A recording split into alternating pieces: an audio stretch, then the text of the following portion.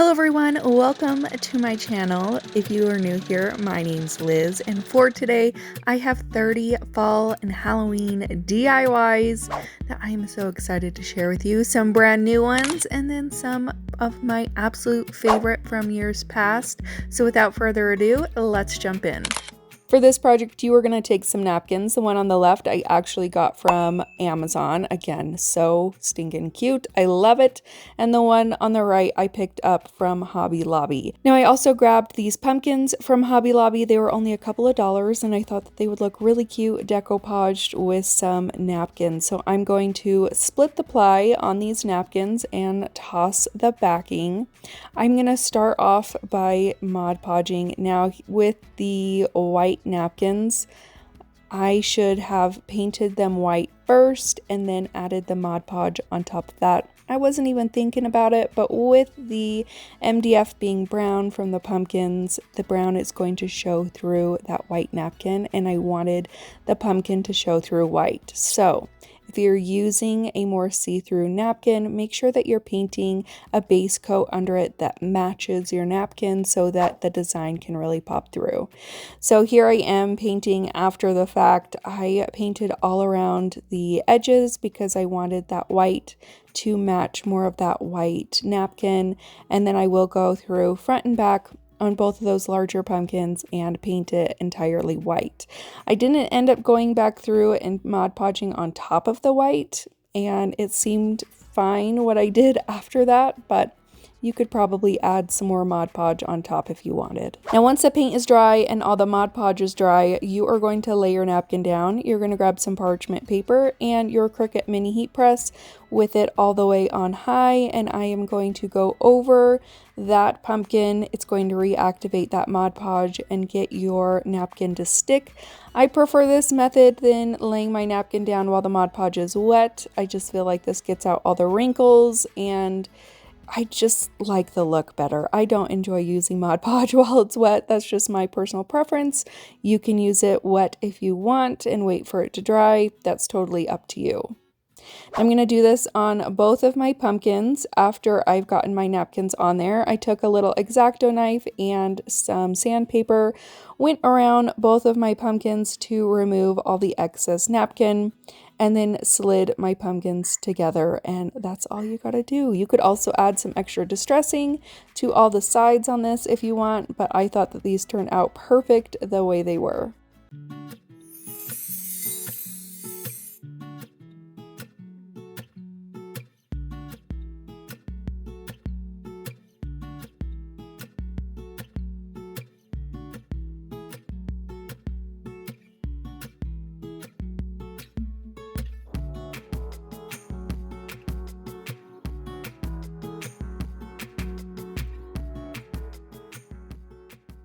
For this DIY, I cut out these pieces on my X tool and I wanted a very vintage ghost frame, and I thought that this was perfect. If you guys are interested in these pieces, I will have them listed on my website in the MDF. That's what this is. And it was really fun. So if you want to snag yourself a couple of those pieces, you can go to moredecalanddecor.com and shop those guys. But I just painted the back frame black, and then I wanted my frame portion to be a shiny gold. So what I did was took some gold rub and buff and a cloth, and I just went around the entire thing and just buffed that all in there. Originally I had spray painted it with a gold spray paint, but it was a little bit more glittery than I had hoped it to be.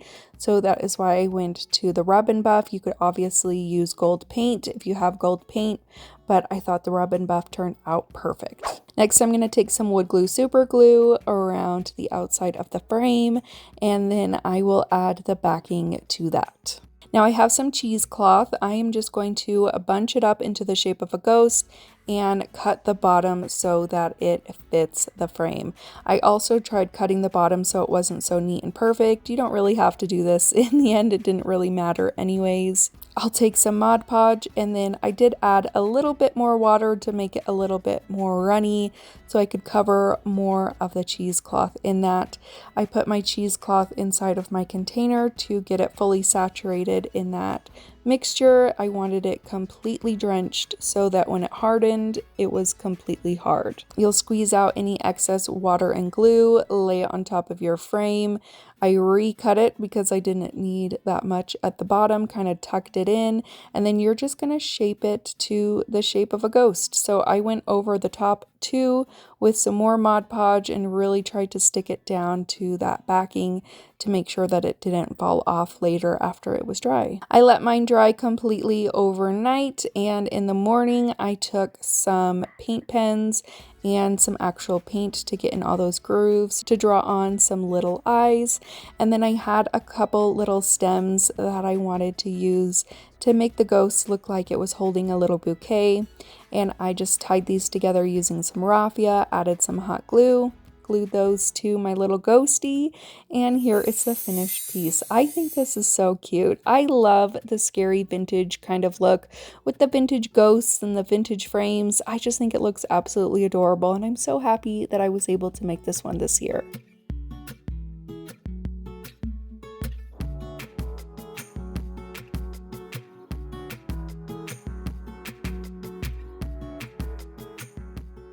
For this project, I cut out this Shiplap sign and a truck using some MDF with my X tool. Again, if you want these are available on my website, and you can get your own blanks and have some fun with it. So the first thing that I'm going to do is take some white paint and give it a rough coat on the back of my sign. I wanted some of that brown to show through and have it look a little bit distressed, so I didn't do an entire full coat. I purposefully left some of those edges brown. For my truck, I used a green. I believe it's from Americana and called Aloe. I love this green. I think it's so pretty. And I'm going to paint the entire truck besides those tires with that green. I'm also going to take that little tailgate and also paint that green. I mistakenly painted the bottom bumper green, but I covered that back up with silver later, so not a huge deal. When you're painting things with engraved lines, I like taking a little needle and going through any of those engraved lines just in case I filled them with paint, and that makes those engraved lines pop just a little bit more. I also took a paint pen and painted those tires black. For the little lights, I just took a paint pen and painted those red. And I'm going to use my wood glue super glue to glue that down to the bottom portion of our sign. And then I'll glue that little tailgate right on the back.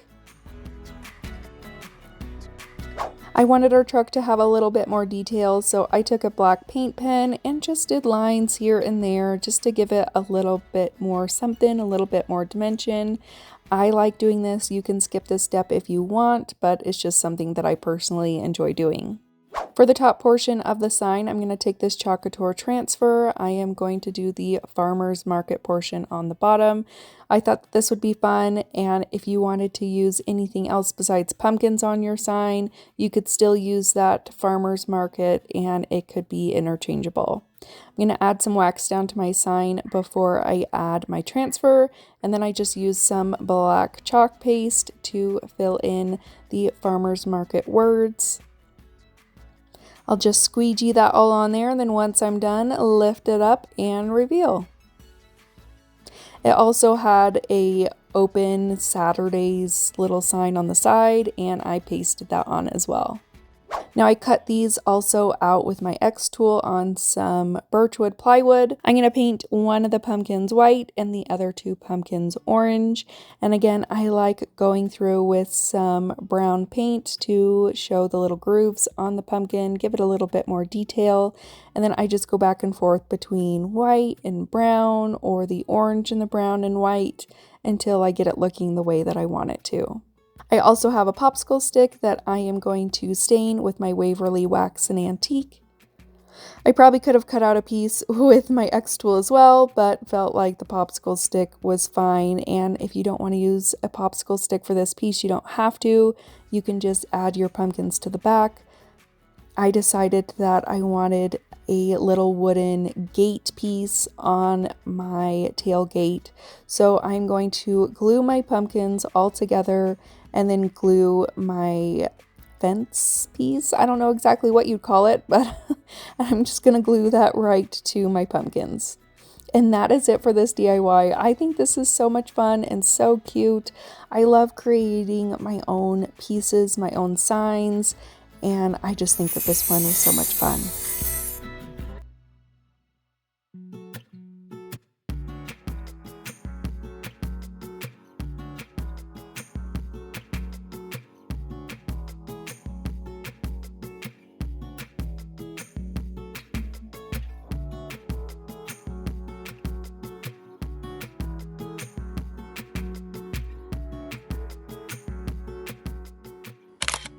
For this project, I had a couple oval scraps from laser cutting. You can actually find similar items at Walmart for a little over $1, some oval plaques, things like that, but I just had these on hand as scraps, so I thought, why not use them? I'm going to paint each of them with some of this orange paint, and then I wanted my pumpkin to have a little bit more dimension, so I'm going to go in with some cream, I'm going to go in with some brown, and I just do little strokes back and forth to give some more ridges to my pumpkin and have it look a little bit more pumpkin-like. For the middle oval, I'm going to do the exact same thing that I did to the other two, but do more painting with the ridges of the pumpkin. I'll take some wood glue super glue and take that middle oval and stack it onto the other two and glue that down.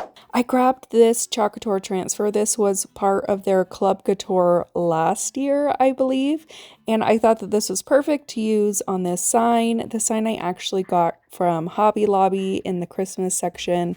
I believe after the discount it was only a couple of dollars. I'm going to start by waxing the sign so that I can use my Couture transfer on it. Anytime you're using those on a wood surface or a porous surface, you want to make sure that you're waxing so that your transfer doesn't bleed. So I'm just going to align my transfer up on the bottom. I'm just going to use the words on this, so the top and the bottom is all I'm going to do. I'll take my little squeegee and some velvet black ink and squeegee that all along the bottom. Once I've got that on there, I'm just going to pull it up to reveal the words, and it looks perfect every time.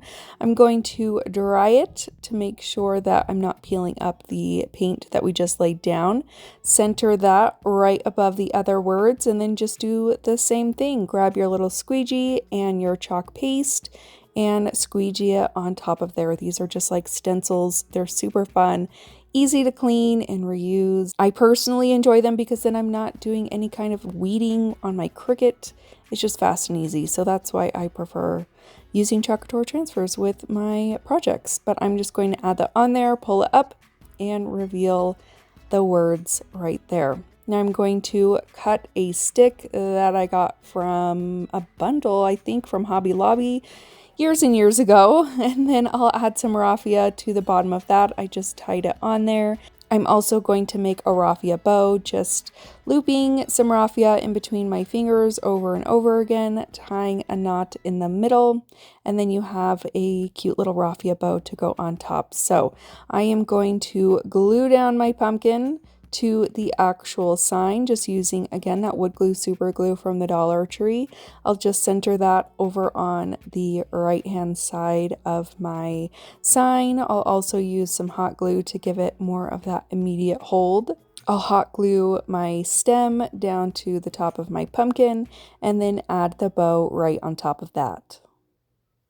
Now I felt like the top left hand corner was looking a little too plain, so I wanted to add a bow. So I took two different kinds of ribbons that I had, measured them to the same length, and then did the crisscross method and just scrunched them right up on top of each other with a zip tie. I just zip tied the middle and then used some raffia to hide that zip tie.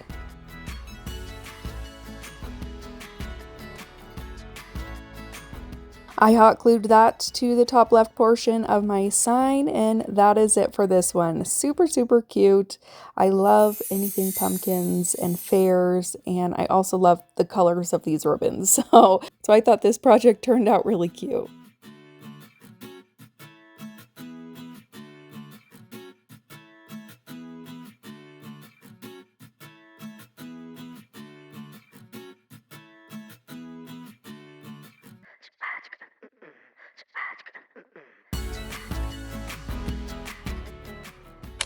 This is a super simple and easy DIY. You're going to take some foam balls. I got these from Hobby Lobby, and some foam cones. You're going to add a hole into the foam balls and into the top of the foam cones, and then using a dowel you'll stick that into the ball and the cone. You're going to take some Sherpa or whatever kind of fabric you want, cut that down to the size of the little ghosty that you want. Glue the top down to the top of the foam ball so that your fabric doesn't move around when you have it out on display. And then you can hot glue a pumpkin to your ghost. I got these from Hobby Lobby, and that's all you got to do. This probably would look a lot better if I had white fabric instead of cream, but I think the cream still turned out really cute. I've seen these all over Pinterest, and I just think they're absolutely adorable.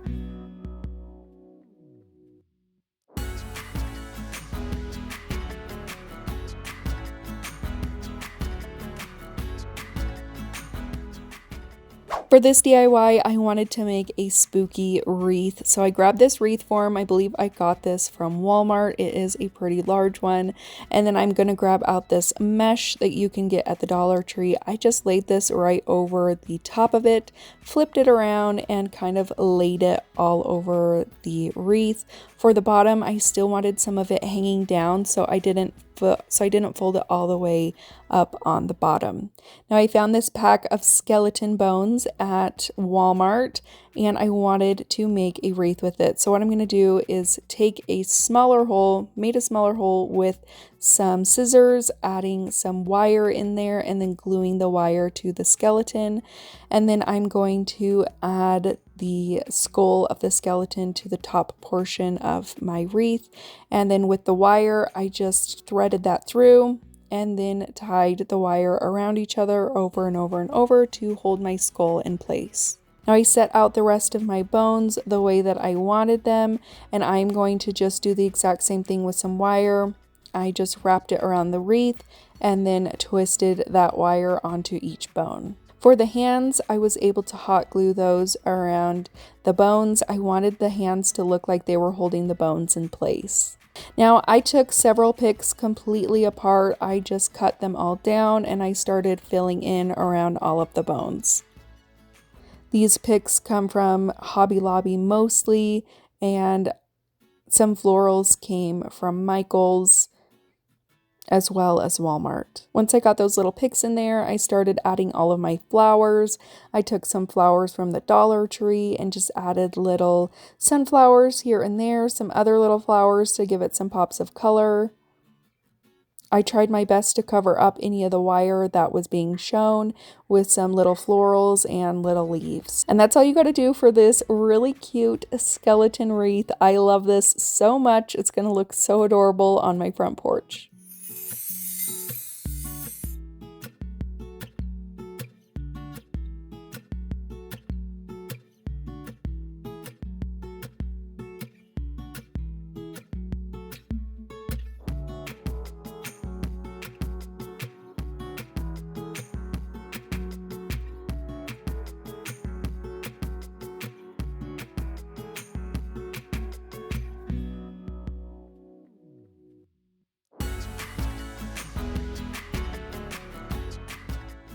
For this project, I'm going to grab a paper mache pumpkin that you can get for Hobby Lobby. It was $12.99, and then of course you get 40% off on top of that. Now this project was kind of a see what's gonna happen, winging it kind of project. I had a specific idea for it. It didn't quite work, but I still think that it turned out really cute, so why not show it? So I'm gonna start by painting the entire pumpkin orange. That was my first mistake. I should have painted the top half white, but you know, there we go. I painted it orange. So paint the whole thing and let it dry. Now I found these adorable napkins on Amazon. I'll have them linked below. So cute. I wanted the pumpkin to look like it had a sheet on top of it, like a ghost.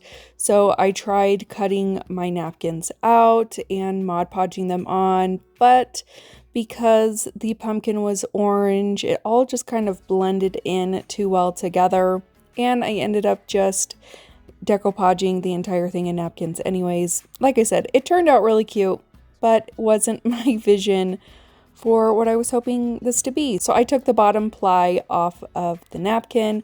I'm using Mod Podge, and I'm just going to start Mod Podging all of the napkin onto my pumpkin. And that's really all you have to do. Just add more Mod Podge, add more tissue paper, and go around your entire pumpkin. Really, really easy. And in the end, you have a really cute pumpkin with a really pretty pattern.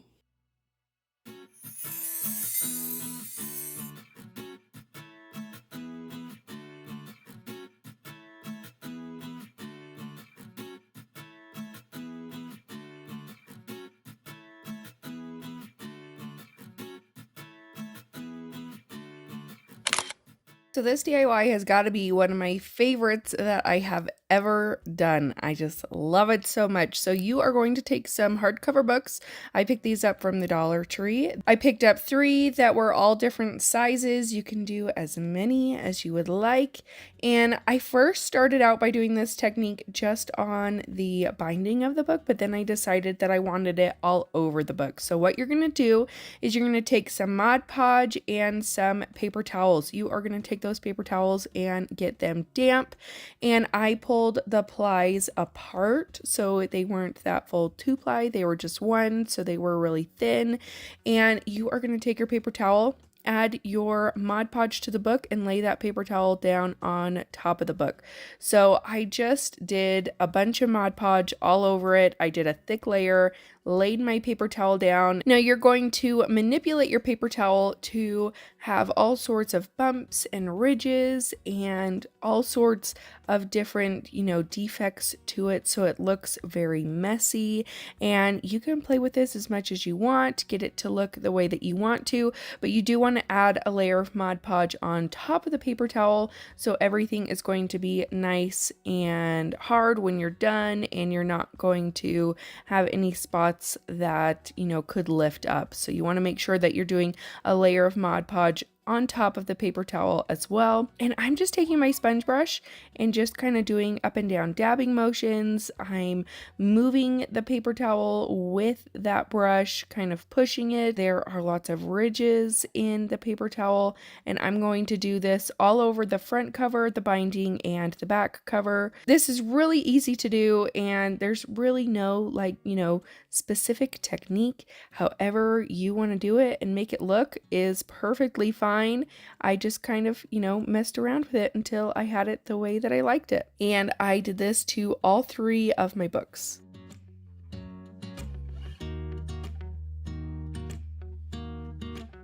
Now, once my books were dry, I also took my hot glue gun and made little designs on the bindings of the book, just some lines and some dots.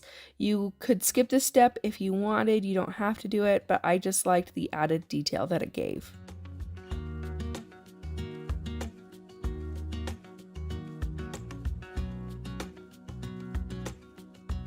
I'm going to take some foam stickers. I believe that I got these from Walmart. I had them in my stash for a couple years now, and this was perfect for this because these foam stickers are flexible and they are 3D. So I'm taking those stickers, adding some hot glue to the back, and I am going to hot glue these down the binding of my books. I did potions, venom, and bats. You can do whatever words you want. I would just make sure that you use some hot glue on the back to make sure that they are not going to go anywhere, and then to make sure that they're not soaking up a whole bunch of paint that I'm going to put on them because they are foam. I'm taking that Mod Podge and I am going over each of the letter, and I also wanted that extra layer of added security so that the stickers don't fall off. I'm going to take my Waverly chalk paint in black, and I'm going to give the entire book one good coat, and then I go back through and make sure that I get any spots that I may have missed, because there are a ton of ridges where the paper towel is. You kind of have to push down in there with your sponge or your brush to make sure that you're getting into all the nooks and crannies, but you're just going to give all of your books one good coat. I also went on the inside a little bit to cover up any of the color from the book that's showing on those inside covers. Now I'm going to take some Rub and Buff. This is the antique gold, and I am going to start antiquing my book. So first I start off by going over all the letters and the binding of the book. I really liked the look of not having the letters completely like stark gold. Some of that black is peeking through, and I just went over the entire binding. And then after the letters, I worked my way around it, hitting all those high points from the paper towel and from that hot glue that I put down so that you could really see those. And then I'll just do the same step for the front and back cover. I'm just going to take a little bit of that Rub and Buff on my finger, and I'm hitting all the high points that we made with that paper towel. So any of the spots that are sticking up really high, I'm making sure to go over that with my Rub and Buff and giving it that antiqued and worn look. And you're going to do this for as many books as you've made.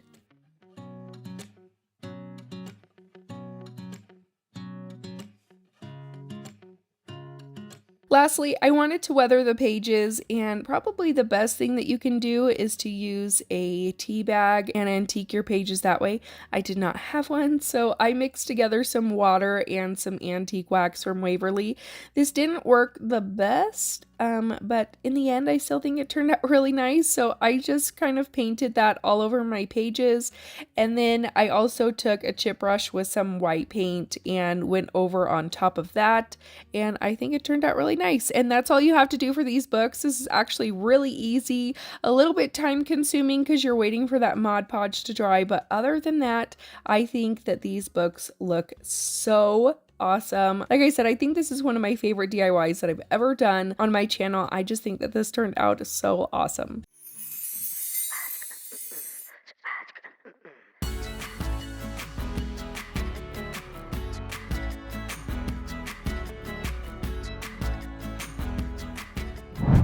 Sign that you can find from the Dollar Tree, or is it a cheese board, cutting board? Which one is it? I don't know the difference. I'm going to take that. I'm going to cut off all of the twine that is on it, so the hanger and then the twine that's wrapped around, but I'm going to save those beads to use them at the end. Now I'm going to flip this over onto its back, and I'm going to paint it using my Waverly chalk paint in white. I wanted to add some faux shiplap lines to my piece, so I just took a ruler and a pencil, and I'm going to use that ruler as a guide to draw my lines. So I just line each end up with the ruler and then draw each of my lines. Now to make the lines look a little bit more blended, I'm going to take my finger and just run over them. And it's going to kind of blur out those lines, make them not look so harsh, and give a fun shiplap look. Next, I'm going to add my Chalk Couture surface wax, because again, we're going to pair this with a Chalk Couture transfer. So I'm just running that wax over the entire surface of my sign. Now for this one, I'm going to be using the August Club Couture, which is very exciting because they are now adding a cutout with your Club Couture membership, which I think is very, very exciting. So for this August one, you have this really pretty country fair pumpkin type transfer along with the coordinating pumpkin. So I'm going to lay my transfer down. I'm not going to use all the aspects of the transfer, just the words and the pumpkin. I'm going to go over the country fair with my velvet black chalk paste. And then I will lift that up and recenter the bottom and do the exact same thing just with the words. I'm just chalking on the words from the bottom. I'm not doing any of the lines or the flags.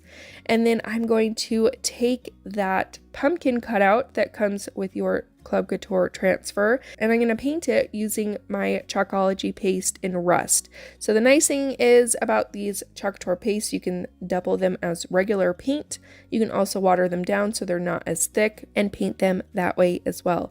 So I paint the front and the back and all the sides. You don't need to paint the back. I don't know why I did, but I was having too much fun painting apparently. So I painted everything, and then you are going to wax it using your Chalk Couture surface wax. Now I do it on this one so that your transfer doesn't pull up any of the paint that you just laid down. So this is going to protect that paint. And then I'll go over the transfer on top of your cutout with the Chalkology paste in bark, and you're going to have a really cute orange pumpkin that looks a little dirty, which I think is fun, adds some character, and you see all of the pumpkin details. Then I'll just glue it to my board right in the middle. And you have this really cute country fair sign. I just love it. I'm going to finish it off by adding some twine around the top and then re-adding those beads from the original sign. And that's all you got to do for this one. So if you want to make sure that you get this Club Couture transfer and cutout, make sure that you're signed up for Club Couture in August so that you can get this one. I'll have it linked down below, but Club Couture is a really fun way of trying Chalk Couture if you've never tried it. It comes with the transfer, the cutout starting in August, and some paste packets. All you need to buy separately is a squeegee and you're good to go. So trying it out without having to purchase a ton of stuff, it's only $20 a month. And you get your transfer and cut out, like I said, starting in August. So if you love this August transfer, make sure you sign up for Club Couture to get it in August.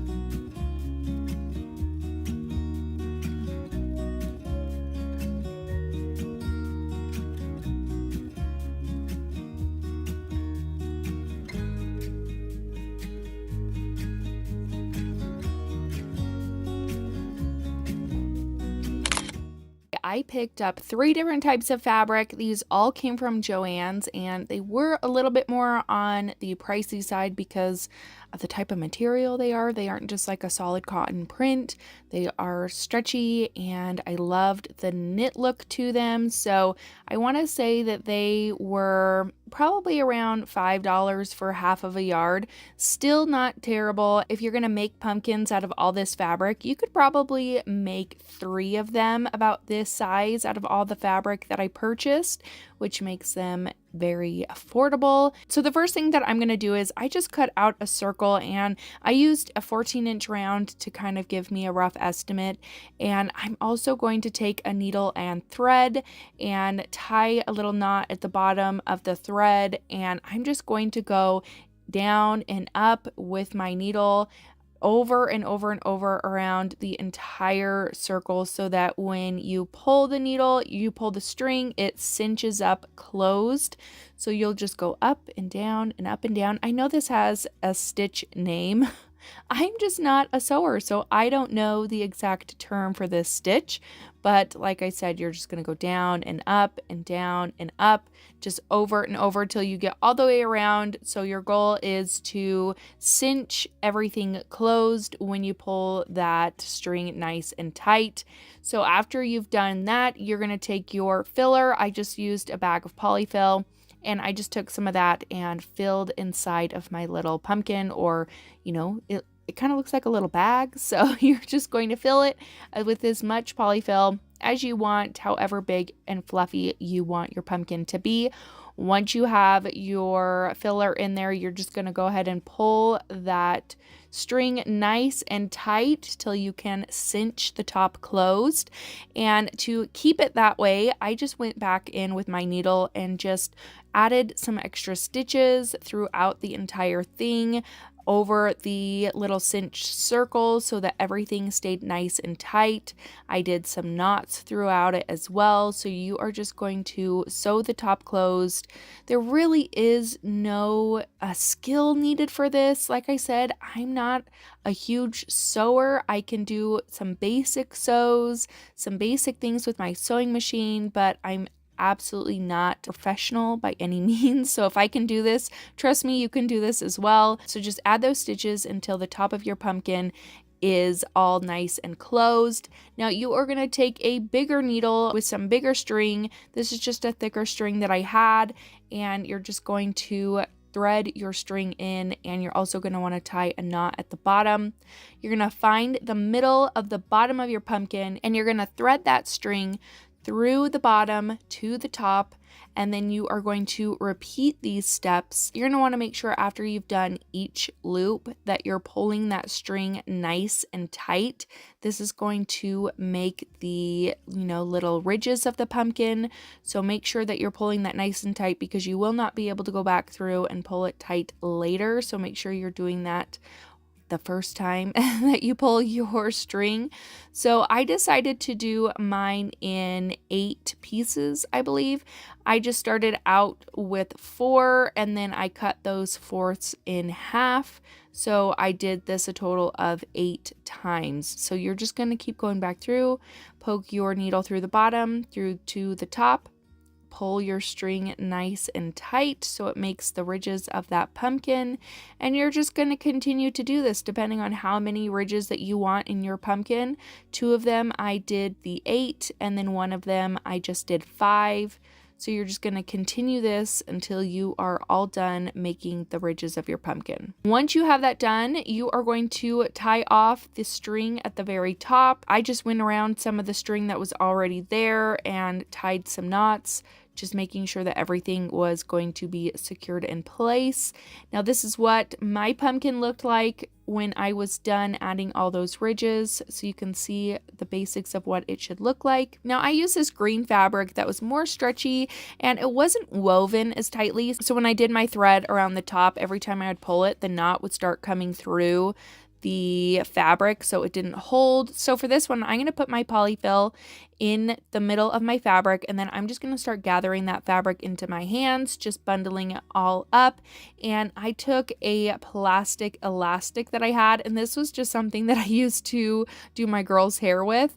So I just took that elastic and tied it around the top of my pumpkin. So for any kind of fabrics that are not as tightly woven and your thread is just going to pull through, I would suggest doing this. There are so many different ways that you can make fabric pumpkins, and there's a ton of tutorials out there. So if this is not something that you think you can do, definitely check out other fabric pumpkin DIYs because there are so many of them out there. So for this one, to make sure that the top was going to be extra secure, I took my thread and I threaded it through the bunch of fabric at the top.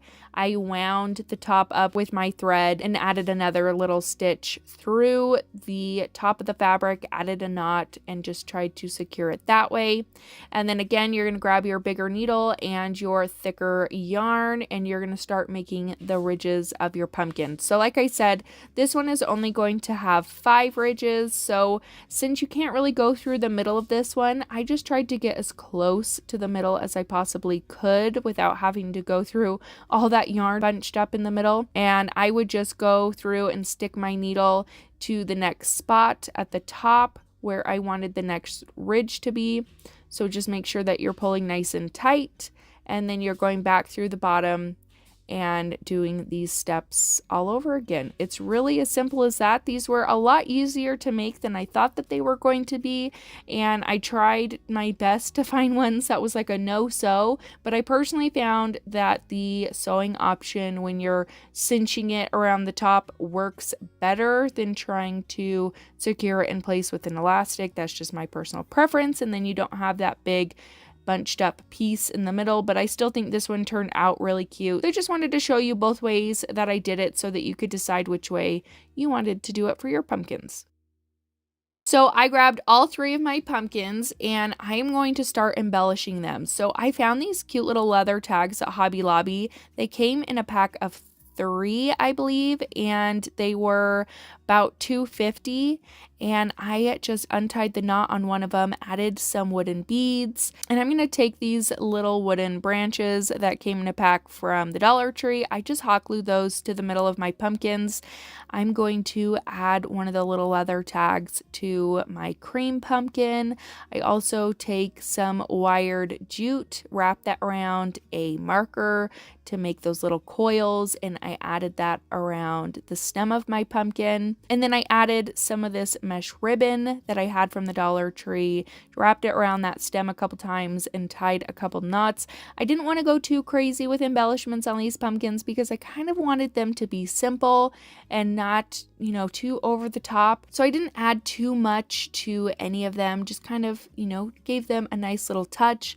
For my orange pumpkin, I added some of this cream mesh ribbon that came from the Dollar Tree. I added some more coiled wired twine to my green one, added some more of this burnt orange mesh ribbon from Dollar Tree onto that green pumpkin, and I just tied that into several knots. To finish off my more orange pumpkin, I took some of these orange berries. I guess it's kind of yellow, more yellow pumpkin. I don't know, orange, yellow, whatever color it is.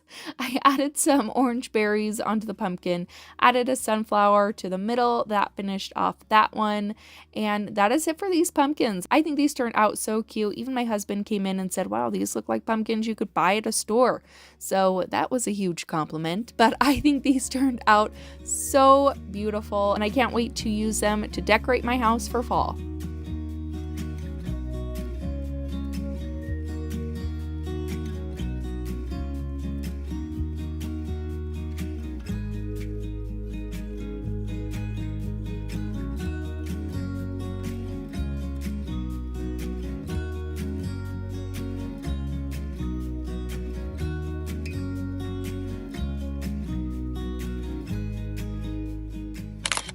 Grabbed this $3 sign that you can pick up from Dollar Tree online, or if you have the plus section near you, you can grab it from there as well.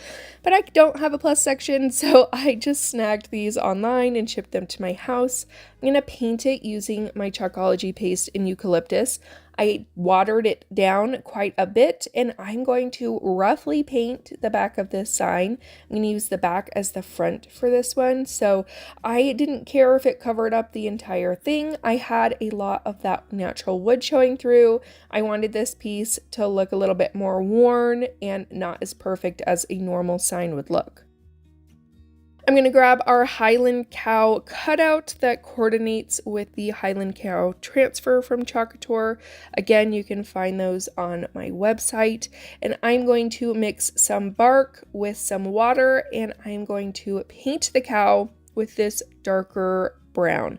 I like that it has these kind of warm undertones to it that you don't quite get when it's not watered down. So watering it down brought out some warm red tones in it, which I thought was really fun. So I just painted my cow with one coat of that. And then for the headband, I'm going to use my Couture paste in rust. And I just painted that straight on there. I didn't worry about it being watered down. I just took a little bit of that and painted the entire headband. Again, because this is wood, I am going to use my surface wax to protect my transfer from bleeding and have everything look a bit nicer. So I just take a paper towel and rub that surface wax all over my surface on both my cow and on the headband. So here is what the transfer looks like. You get this really pretty Highland cow and then two options for the headband. I decided to go with the leopard print for the headband. So the first thing I'm going to do is chalk on my cow. For the bell, I'm using my Couture paste in saffron, and I just use a little tiny little detail squeegee tool to get that bell pasted on there without making a big mess. And then for the rest of the Highland cow, I'm going to be using my paste in camel. So I'll just paste on top of him everywhere, and then as it gets closer to the bell, I'll take a smaller squeegee and squeegee around it so I'm not getting that paste on top of the yellow that we already put down. So you'll just chalk on top of all of him until it's all covered. You'll pull that up and reveal a super cute Highland cow. If you know me, I love Highland cows. So when this transfer came out, I knew I had to use it, and I'm going to be using it in so many different ways. I might even make a shirt with it. I think that would be really cute. So I don't know. I just love Highland cows. They're my favorite. Next, I'll add my headband transfer on top of my headband cutout. I just used the Chalkology paste in velvet and gave it more of a fall finish with the orange and the black. I glued that on top of my cow, kind of put it off to the left a little bit. And then for my sign, I wanted to add some shiplap lines to it. So I just went over it again with my pencil and using a ruler as a guide. You still can't see the lines super well on this. They're a little bit more faded since it's not a stark white as the background. But then I did add some little nail marks using a paint pen on the sides. I'm going to go in with the Framed Autumn Vibes transfer from Couture, specifically the Hello Fall one, and I'm just going to be using the words Hello Fall. So I stuck this down on the bottom, centered it as best as I could, and then with my bright white chalk paste, I pasted over that, and then glued my cow head to my sign. And that's all you gotta do for this one. This would also look really cute with a bow somewhere on here. I wasn't quite sure, so some of these I'm like, I may go back and change it up a little bit, but for now I think this is really cute. I love the Highland Cow so much. I love the autumn vibes it gives to it, but this one was really fun to make as well.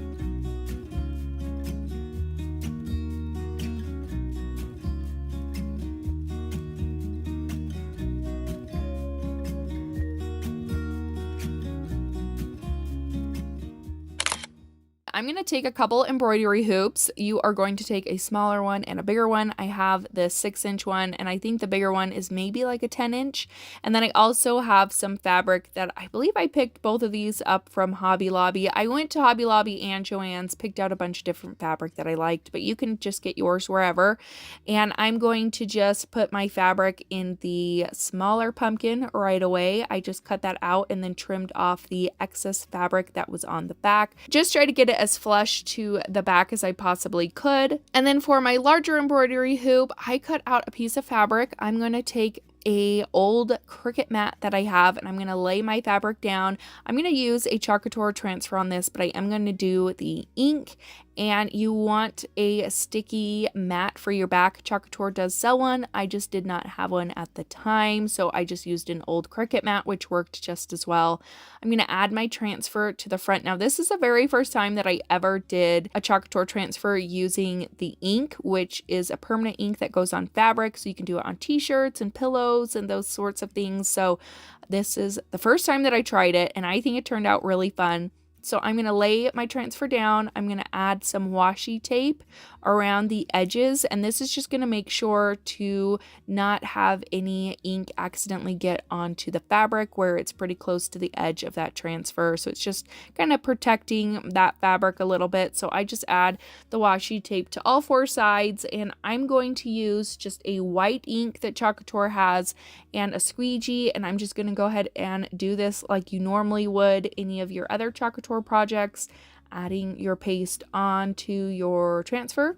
And I found that I needed to press a little bit harder with this. I don't know if that's normal, or maybe you don't want to press harder. I don't know. That's just my experience. This is the first time that I did it, and I needed to press a little bit harder to get that paste actually onto the fabric. And maybe it was just the fabric itself, I'm not sure, but I just peeled my transfer off once I was done, and I think it turned out really pretty. Now, again, this is the first time that I tried this. I watched a couple of YouTube tutorials on this, and it said to use parchment paper. I did not have parchment paper. I had wax paper, and I thought, you know, it'd be the same thing. It was not, so make sure that you use parchment paper or a Teflon sheet. Do not use the wax paper because it kind of melts that wax onto your fabric.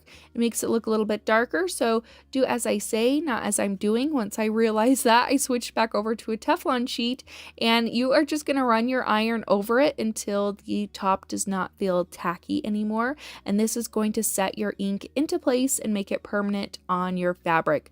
So I just did that front and back, and then I'm going to add my embroidery hoop to the fabric. I tightened that up, and then I just cut off all the excess fabric from the back.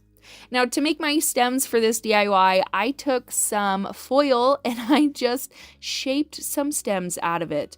And then I'm going to add some hot glue, and I'm going to use some twine to cover up the foil just around and around and around until all of the foil is no longer showing. I added some glue intermittently as I'm adding the twine just to keep everything nice and secure. And then I am going to hot glue that to the top of my embroidery hoop. And then to make it extra secure, I'm going to take some more twine and I'm going to wrap that around the stem and then around the metal on the top of that embroidery hoop. And I'm just going to do that until there's no longer a gap between the stem and the embroidery hoop, and I'll hot glue that twine into place in the back. I added one of these leather leaves that you can get from the Dollar Tree, and I just hot glued this to the smaller of the two pumpkins. And then I added some other embellishments like this burnt orange mesh ribbon that you can get from the Dollar Tree. I just tied this several times around the stem of that pumpkin. And then I made a bow using this lace ribbon that you can get from the Dollar Tree. I just did a super simple shoelace type bow with it and then hot glued that to the base of my stem. I also had this Hello Fall tag that came from the Target dollar spot. I just hot glued this to the bottom side of my pumpkin. And then for my larger pumpkin, I wrapped the base of the stem in this lace ribbon. And then I had a couple pieces of this eucalyptus that I hot glued together, and then I hot glued that down to my pumpkin. I added this little sunflower right on top of that eucalyptus, and then to finish it off, I added another lace bow, and that is it for these two pumpkins. These are so cute, and I thought this project was so much fun. I think these are adorable sitting on a shelf. Let me know what you think about them in the comments.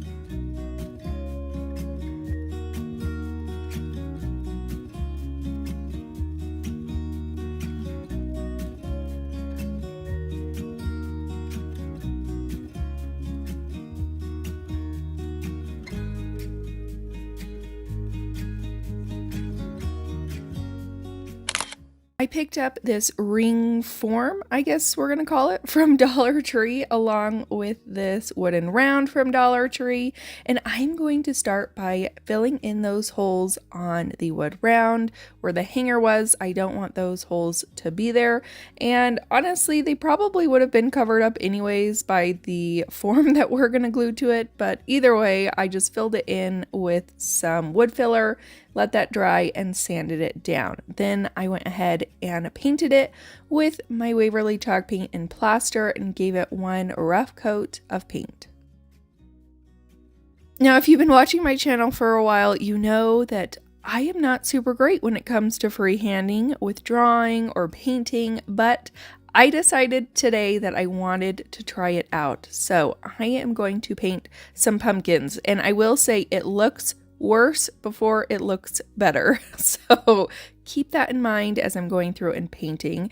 So all you're going to do is paint yourself some pumpkins. If you don't know how, you can try to follow as best as I did on this, sign, or I'm sure there's lots of other tutorials on how to paint pumpkins. I just went in with my main pumpkin color, which was rust from Couture, added a little bit of water to it, and then kind of drew out my pumpkin. I took some brown paint and made those lines for the ridges of the pumpkin. Then I took some white and went over those lines and then went back over it with the orange, and I just kind of blended back and forth between all three of those colors until I had it looking the way that I wanted it to look. So keep in mind as you're doing this, if you're not an artist, if you feel like your freehand is not the best, just keep going back and forth, blending between all of your colors, and I promise you it'll turn out pretty decent. I look at the end result of this, I'm like, that looks pretty good. So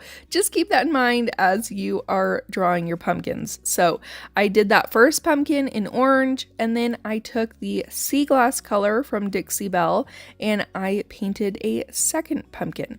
So I'm just kind of following that same routine. I tried my best to kind of draw it out with a pencil beforehand, but it didn't really work out the way that I had drew it anyways, so I just took that paint, and I like to do all the blending when the paint is still wet, so I didn't really wait for any of my layers to dry.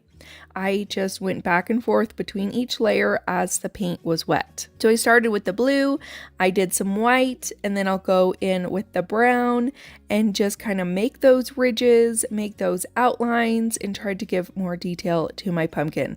I also liked adding the brown to the outside of the pumpkin to kind of give a bit more detail with, the outside of each pumpkin to make it their own so that each pumpkin wasn't meshing into the next one that was next to it. So that's really all I did. I painted in my stems. So I did this one in the blue, and then I also did another white pumpkin. I won't have you sit through and watch that one just because I basically did the exact same thing, but with a white pumpkin. And I did the white and a little bit of brown mixed in with the white, and then just the, straight brown. So that's all I did to make these pumpkins. It was fairly easy, but I did play around with them quite a bit, painting back and forth, meshing colors together until I got it the way that I wanted it to look. Now I wanted to add some more kind of fall florally pieces to the sign, so I started by drawing some sticks just with a really tiny paintbrush and some brown paint. And then it's kind of hard to see right here, but I did draw little white leaves on each of the sticks, kind of sparsely.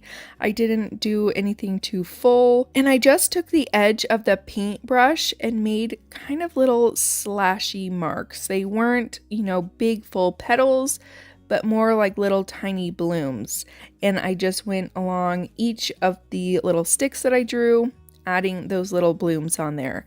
And then I also wanted to draw some cotton, so I drew my stick, and then I did 2 little white circles for the cotton that were right next to each other, added the brown pieces at the bottom, and then kind of did some detail work along the cotton so that it would be a little bit more defined. And like I said, it's a bit hard to tell right here just because the camera doesn't like to pick it up very well, but you'll see at the end what it looks like. These were really easy to draw too, but like I said, I am nowhere near a very good artist, so I feel like if I can draw these things, then you can draw them as well. I added some orange little details on the sticks just by taking the back of my paintbrush and adding little dots, and then I wanted to draw a almost like wheat type piece on here, so I took some yellow and a skinny paintbrush and just went back and forth kind of with little slashy marks all the way down on the sign, and then I did add some brown in the middle to give it a bit more definition.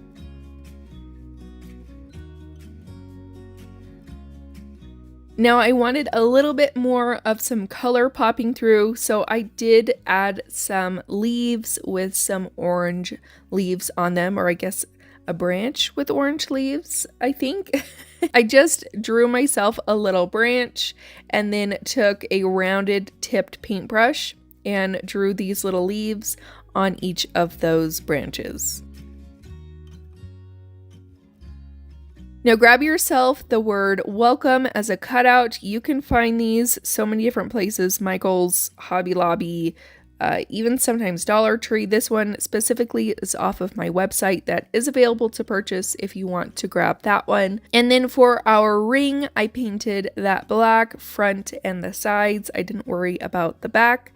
And I'm going to glue that ring to the front of the sign that we just made. I just put the round right on top, and then I wanted to make sure this was going to be really sturdy, so I took my staple gun and went around and stapled the round to the ring. Lastly, you're going to glue your word welcome to the very front, and that's all you have to do. If you wanted to make this a door hanger, you could add a hanger on the back or some twine on the back to hang it up, but I think this is so cute. You guys, I'm so proud of myself for this DIY and painting it all by hand. I think it turned out really, really pretty. I love all the colors. Let me know, can you paint by hand? And if you can't, are you going to give this DIY a shot?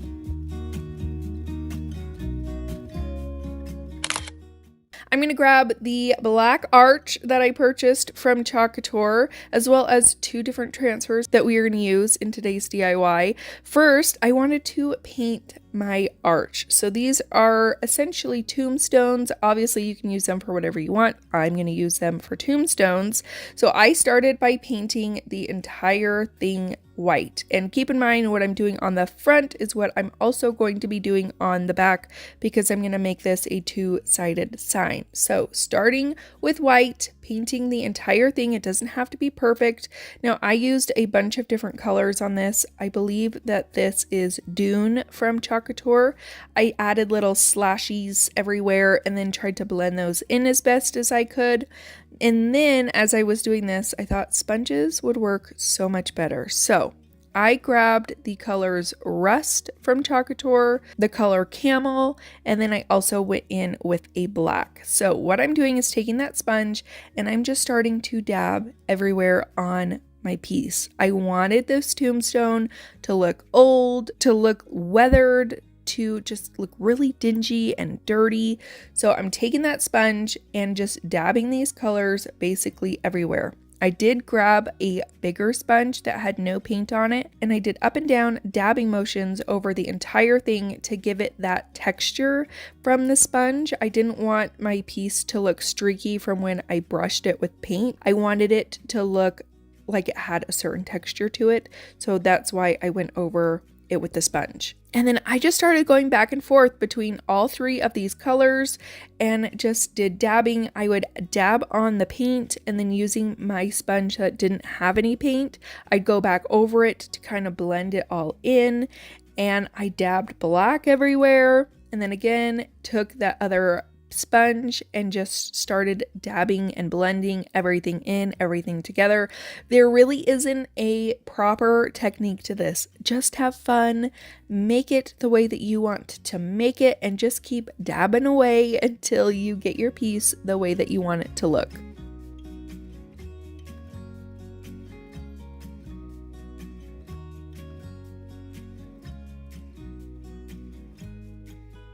Once I have it the way I want it, I am going to use my Couture surface wax on it to protect the paint from peeling when I bring the transfer on top of it. You don't have to wax it, especially because it's a Couture piece, but I want that paint to be protected, and so that is why I waxed both the front and the back. Now I'm going to go in with two different transfers. One says Game Over, and then the other one that you'll see here in a minute says I am a tombstone. I told you I was sick at the bottom. I think it's really fun. And then it also has these skeleton hands on the sides, which I think looks super cool on this piece. So I am just going to lay my transfer out, and then I'm going to use my velvet black chalk paste to go over the entire thing. Now, if you're anything like me and you are a slower chalker, a trick that you can do is to pull up your transfer as you're chalking. That's what I like to do. You don't want to let the paste dry on your transfer. You want it to peel. You want to peel up while the paint is still wet so that the paint isn't drying to your transfer. So as I'm going, I'm kind of pulling that transfer up so that anything that I laid down a while ago is getting pulled up and not drying to my transfer. And I just keep doing that as I'm chalking. And there you have the front side, and then I'm going to do the exact same thing on the back, just using the Game Over tombstone, and I'm going to pull that transfer up as I'm still chalking away at the bottom. You're going to pull that up, wash your transfers so you can use them again just with some warm water. And there you have it. This is what this DIY looks like. I think this looks like so much fun. I love it. Like I said, I love Halloween. I love fall. And this is just getting me so excited for the season, for all the things, for all the haunted houses we do every single year. I'm so excited. So this is one of my favorites. Let me know what you think about it in the comments.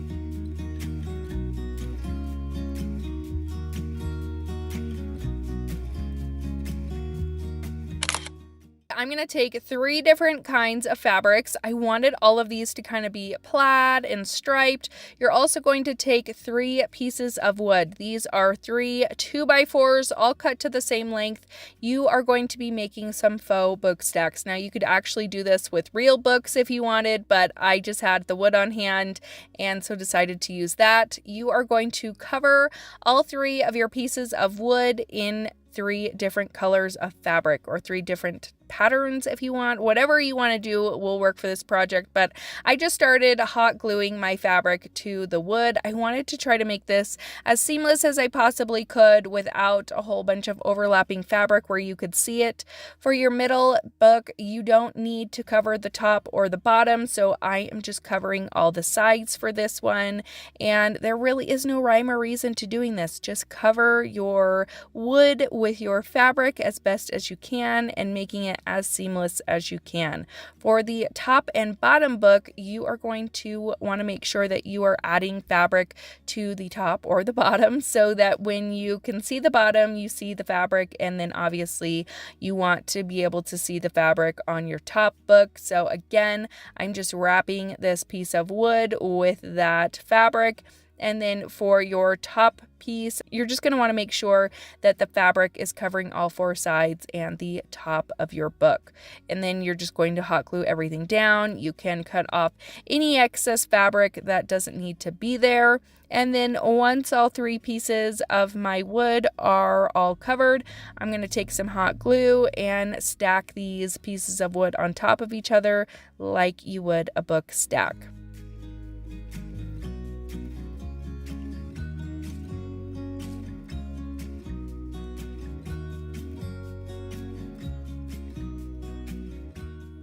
Now I'm going to start embellishing my book stack. So I have this cream colored ribbon. I'm going to wrap this around the side of my book stack and hot glue it on top of each other on the back. And then I have this mesh ribbon from the Dollar Tree. I'm going to layer that on top of the cream ribbon and then hot glue that in the back. And then I took some twine and I'm going to wrap that on top of the other two pieces of ribbon and tie it together on top. I did tie a bow with this twine as well. You're not really going to see too much of it, so you can skip this step if you want. It's not really necessary, but I just did it for good measure. And then I am going to hot glue one of these tags to the book stack. Again, this came from Hobby Lobby. I took some pieces of eucalyptus. I also cut off some pieces of this wheat type pick that I picked up from Hobby Lobby, and I just bunched those together, hot glued them at the bottom, and then I'm just going to glue this to the top of my book stack.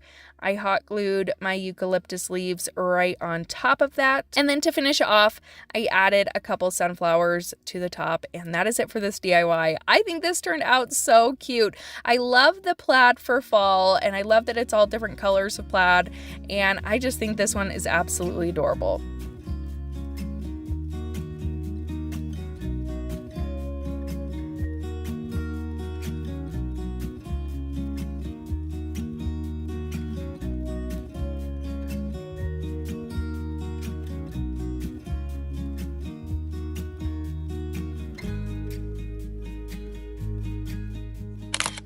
For this DIY, I'm going to take 3 different pumpkins. First, I'm going to take this pumpkin from the Dollar Tree and some of my scrapbook paper that you can find available on my website. I'm going to take my pumpkin and trace that out, cut it out as best as I can. I didn't worry about cutting anything for each slat. I'm just going to glue this right on top of the pumpkin so you won't really see those slats anymore. So if you wanted to use a different pumpkin, you definitely could. Any kind of pumpkin is going to work for this.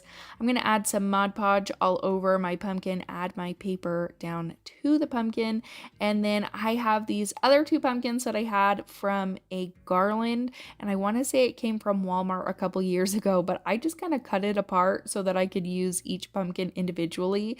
So for this larger pumpkin, I'm using the classic caramel color because I felt like it matched that paper really well.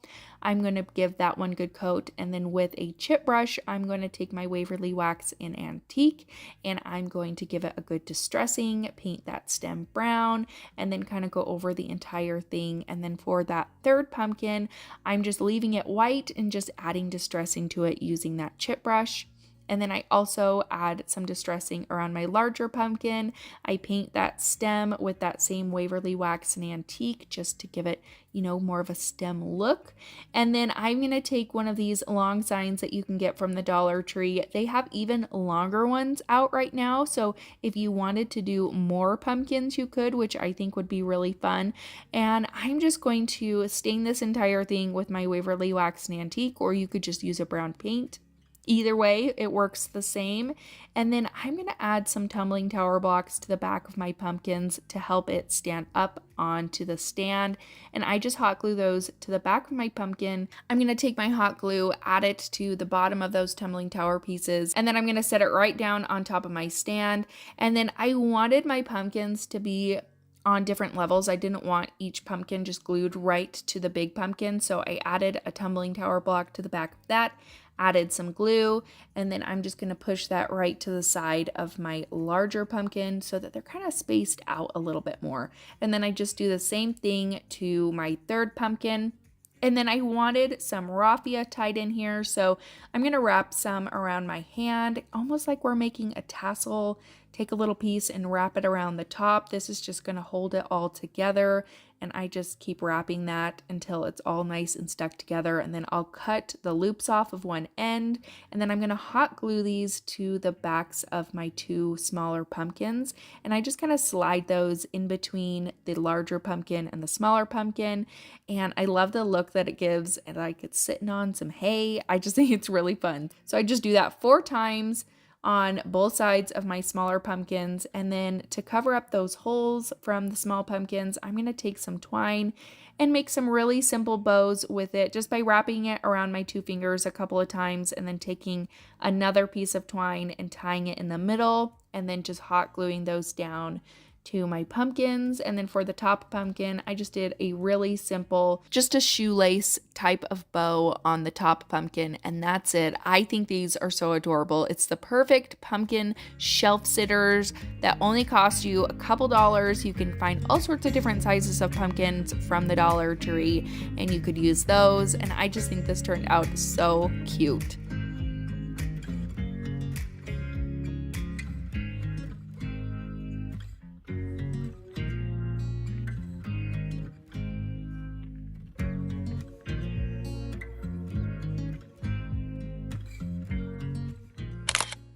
I grabbed a piece of wood from my garage. This was cut out from our laser, and I want to say it's about 11.5 by 20 something. I can't remember the exact dimensions, but if you wanted to recreate this and you didn't have a little piece of wood like this, you could also pick up a 1 by 12 at the Home Depot, Lowe's, wherever it is that you shop, and just cut it down to the sides that you want it, and that will work perfectly. So I just started by painting with a coat of Waverly chalk paint and plaster, and I didn't care to get all the sides or anything like that. Having that natural wood poke through it was just fine.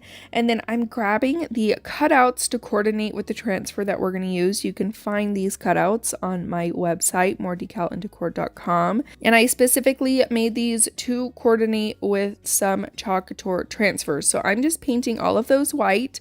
I'm going to take my surface wax from Couture, and I am going to run this along everywhere that I am going to have a Couture transfer laid down. So I do it on my sign, and then I also do it on my words. Now, the transfer isn't going to cover the whole sign, so I didn't wax the entire sign. For my words, I just used my fingers to apply the wax to the pieces. Now, I don't know if I would recommend this because I don't feel like I put enough wax on there. You'll see in a minute what I'm referring to, but just get wax on your pieces so that it prevents bleeding. I'm going to use black for all of the words except for those cursive words, since those are the words that we cut out. So I just go over the rest of the words that I'm doing with my black chalk paste.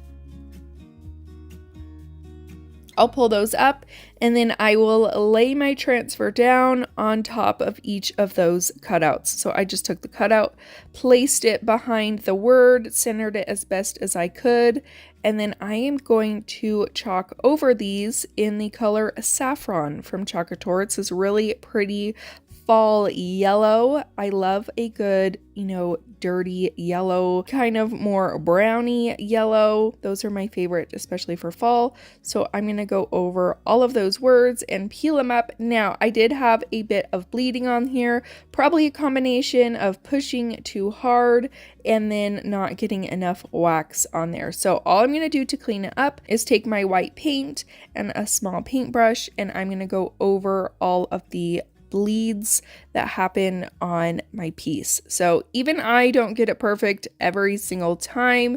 So if you're ever frustrated that you have bleeding, just know it happens to us all. I laid out my pieces where they needed to be glued, and I'm going to glue each of them down. I just use this wood glue super glue that you can get from the Dollar Tree, and that works perfectly. So once everything is glued down, I can move on to the next step of this project. I am going to make some more pumpkins on this sign. I loved the way that the first project when I painted the pumpkins turned out, so I wanted to paint some more. So again, I am just really roughly drawing these pumpkins. I do kind of a couple different humps and then add in all the detailed lines for the ridges of the pumpkin using some brown paint, and I'm going to go back and forth between the brown, some white, and the orange until I get it the way that I want it to look. I'm also going to repeat this step with a more blue pumpkin and then a yellow pumpkin as well. So I'm just going to kind of let you watch the process, because sometimes watching how I do it is easier to understand than me telling you how I did it. And then just know I did the exact same thing with my other two pumpkins.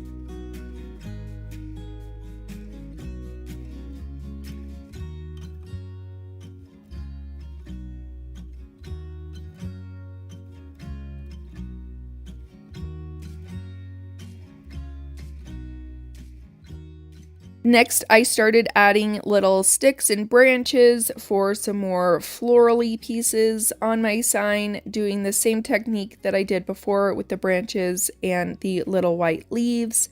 I also drew a little cotton ball on there with a little stem. Again, the same process that I did before on the other project.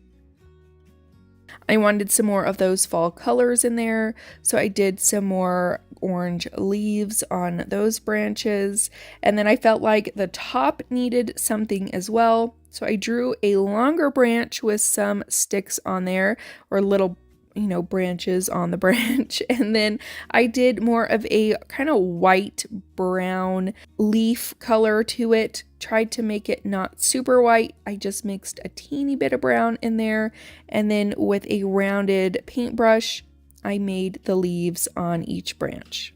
I also did little orange dots along the branch to make it look like there were little orange berries on each of those branches. And that's all you got to do for this DIY. I love this one. Dare to say this one might be my favorite out of all of the DIYs today. I just think it turned out so cute. I love the colors. I love the words on the side. I definitely think I'm going to make a t-shirt using this transfer for fall, just with some black paste, because I think this would look really cute as a graphic tee.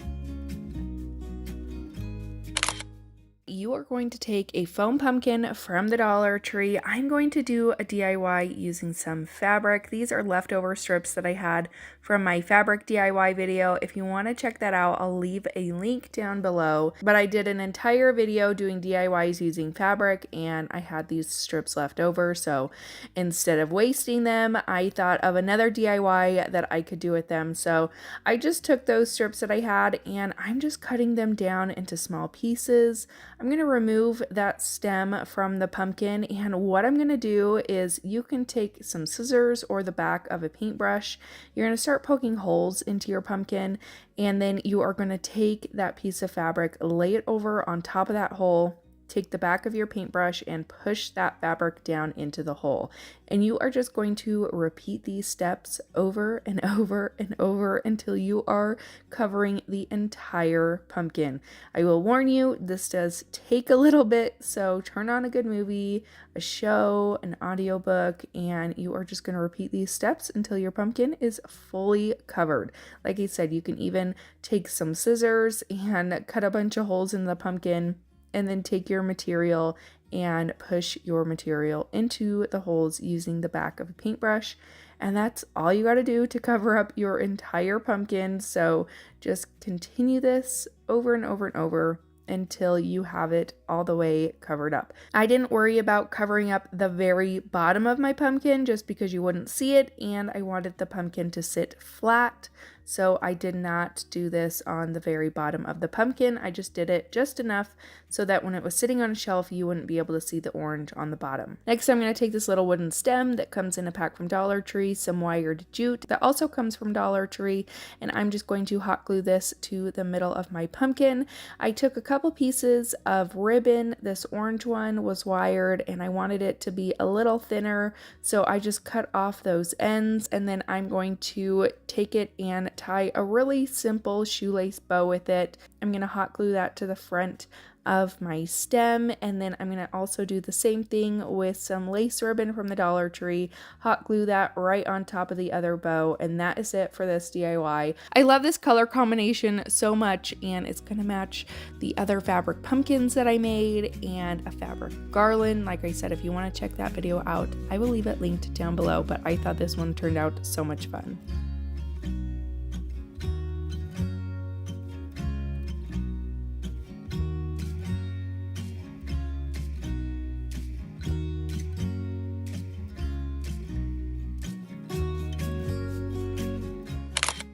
This one is super simple and easy. We are going to make a rag garland, and to do that, I'm going to take the same materials that I used for my first 3 pumpkins for that first DIY, and I am cutting about an inch and a half probably strips of each of these fabrics, and you are just going to cut as many as you want your garland long. You don't have to do it as long as I did mine. I'm going to put this on my sideboard table that is in my entryway and hang it from the top of there. So I just made my garland as long as that was. I took this rope from the Dollar Tree. That's what I'm going to use as my base, and I tied knots on each end so that I had a way to hang my garland from my sideboard or from wherever it is that I'm going to be putting this. I might put it on my mantle once that is done being built, but I just tied those knots on the end, and then all you're going to do is start taking those strips of fabric and tying them around your garland. So I just started with the yellow or orange fabric,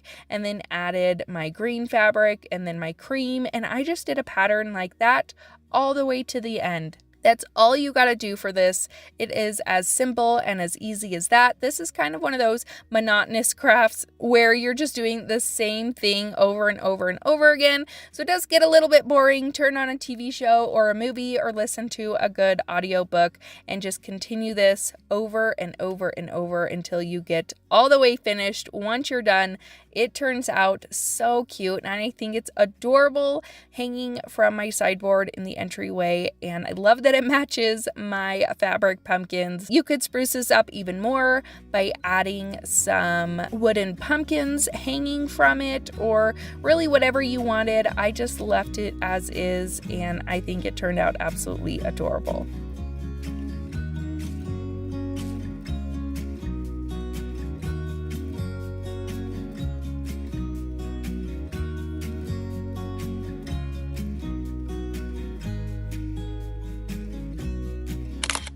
I found all of these glass bottles at Hobby Lobby. They were on sale. I want to say 40 to 50%. I don't remember exactly what it is, but they were on sale, and that's the best time to buy them. And I just picked out some that I thought looked like potion bottles, and I'm going to take them outside and spray them with this Rust-Oleum 2x Ultra Matte Black spray paint. I also found these stickers at Michael's. You got 3 for $2.99, and I think that those were on sale as well. So after I have my bottles all dry, I'm going to take those stickers from Michael's, and I'm just going to try to center those on my bottles as best as I can. And for the smaller, rounder bottle, I did the little potion label that had that round frame around it, and I just cut that out so that it would fit better on my potion bottle. I put that down on there, and then I did take my antique gold rub and buff, and I am going to antique these. I started out small. I wasn't sure how much of this I wanted to put on there, and then I just kind of went all for it. And so I covered the entire thing, and I think it turned out really fun. So I just took that rub and buff on my finger, and I just started gradually adding it to my bottle and rubbing it on there, and then getting braver towards the end.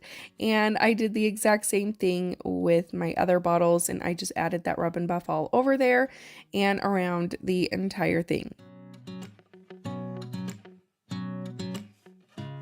Now for the other two bottles, I'm just adding the rub and buff on the lid portion of the bottles and leaving the rest black. And then I cut out these labels that I actually found on Etsy. I will link them down below if you want to check them out. But I just found these when I searched for potion labels, and I printed it out on some sticker paper, and then I just cut them out with my scissors, and I'm just going to add it to the front of my bottles. And that is it for all of my potion bottles. I think these turned out so adorable and they're so much fun. I love the apothecary look to all of the Halloween DIYs today, and I just think it's a lot of fun.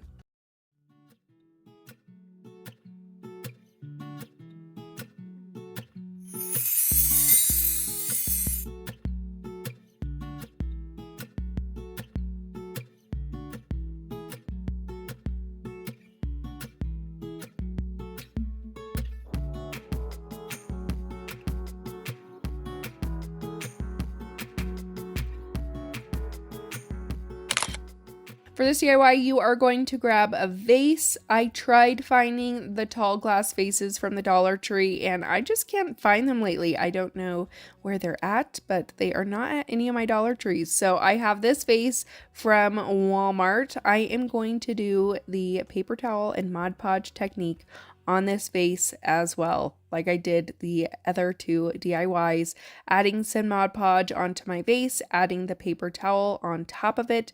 Just make sure that your paper towel is wet, and I just wring out as much water as I can so that it's mostly just damp and not, sopping wet. And then taking your foam brush, you can use a bristle brush as well, either one works, and you're just going to dab the Mod Podge all over the top of it, making ridges, making, whatever, kind of design you want, whatever you want your vase to look like with this paper towel. You can manipulate your paper towel to do just about anything, and I'm going to cover up the entire vase with this technique. Once that is dry, I am going to give it a good layer of black chalk paint from Waverly, and I gave it a good coat, and then I go back over it up and down, dabbing motions to make sure I get into all those nooks and crannies. And then lastly, with your rub and buff, I just took a little brush and I went over all the high points of the paper towel. And I just think that this creates such a fun design on any kind of project that you do this technique on. I just think that it's so much fun. So once again, I had to do it on this DIY as well. I just think it turned out so awesome. I put some flowers that I found at Michael's in there, and I thought that they were perfect.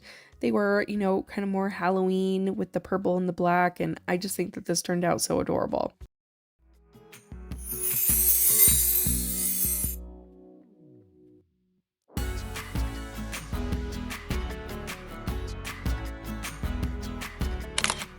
I took this wooden plaque sign that you can get from Walmart. I want to say it was around $5 or so.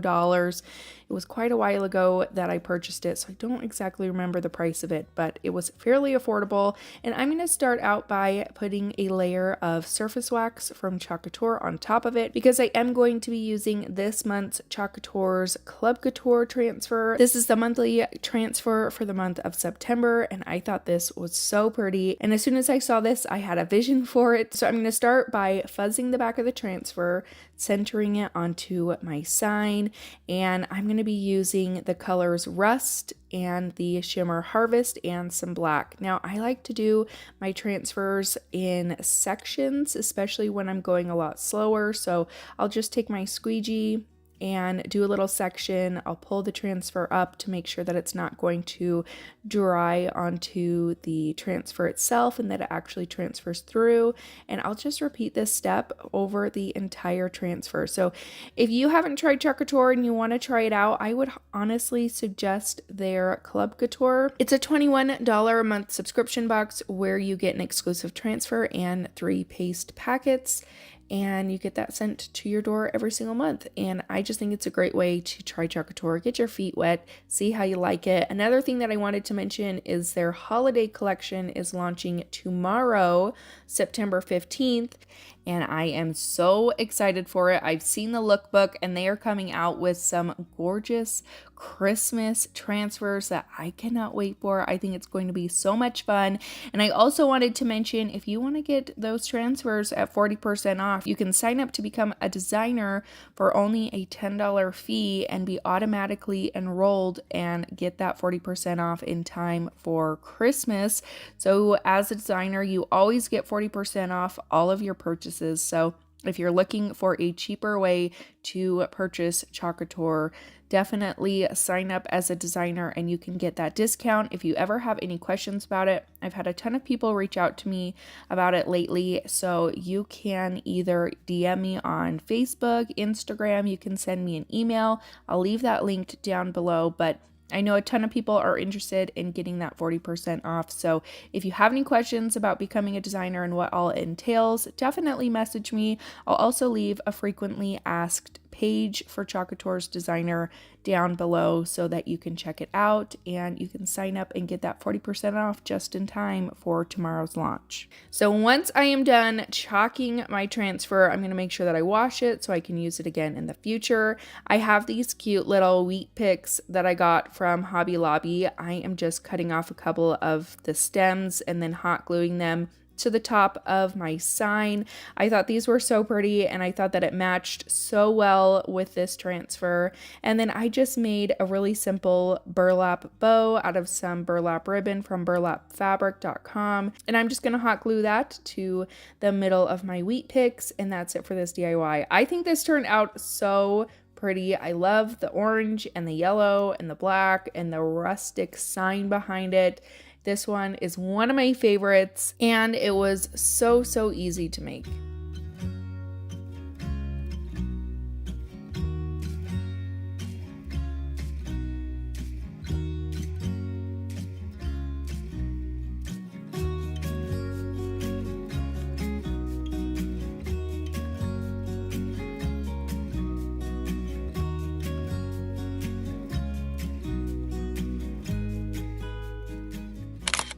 You're going to take one of these cutting board signs that came from the Dollar Tree. I'm going to use my washi tape and tape it on the back because we are going to use the back as the front. And then I'm going to paint that top portion with my white Waverly chalk paint. I just gave it one good coat. I'm going to take this ruler and I'm going to draw on some faux shiplap lines just using a pencil. I just used that ruler as a spacer and I went all the way up to the very top. And then I took my finger and kind of blended that pencil line and tried to dull down the harshness of those lines. I'm going to take some scrapbook paper. This came in a pack from Michael's last year and it had this really pretty floral in it. So I grabbed this one out and I put this on the bottom half of that cutting board and I just kind of used my finger to trace around the sides to give an indent so I knew where I needed to cut. I'm going to use my good old glue stick and apply that paper to the bottom half of my cutting board. Get that nice and stuck down there. And then I'm going to take my apple barrel paint in Golden Sunset. This is one of my favorite colors for fall. And I have this little pumpkin that was in my stash. I think this came from a garland from the Target dollar spot a couple years ago, but I have a whole bunch of them, so I wanted to use it up. You could also use pumpkins that came from the Dollar Tree, and I painted the entire thing in that yellow color. And then I'm going to take some Waverly chalk paint and truffle to add some details to my pumpkin, just kind of rough it up a little bit, give it some distressing, and just add a bit more dimension to it.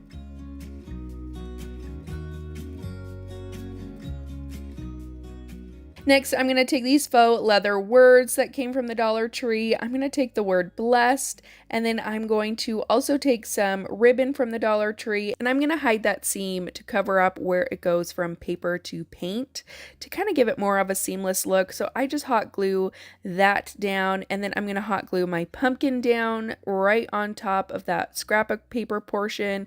Just try to center that as best as I can, and then I'll hot glue the words down. I did go back later and add some wood filler to those holes in the pumpkin and repaint over it just to kind of help it out a little bit so it didn't have holes in the top. And then I'm going to take some raffia. I wrap that around the handle several times and tie it in a knot in the back. Take some more raffia and tie it in a bow, just taking 2 loops and tying them together like you would your shoelaces. I glue that to the top of the handle, and that's it for this DIY. I think this one turned out so beautiful. I love the colors. Let me know what you think about it in the comments.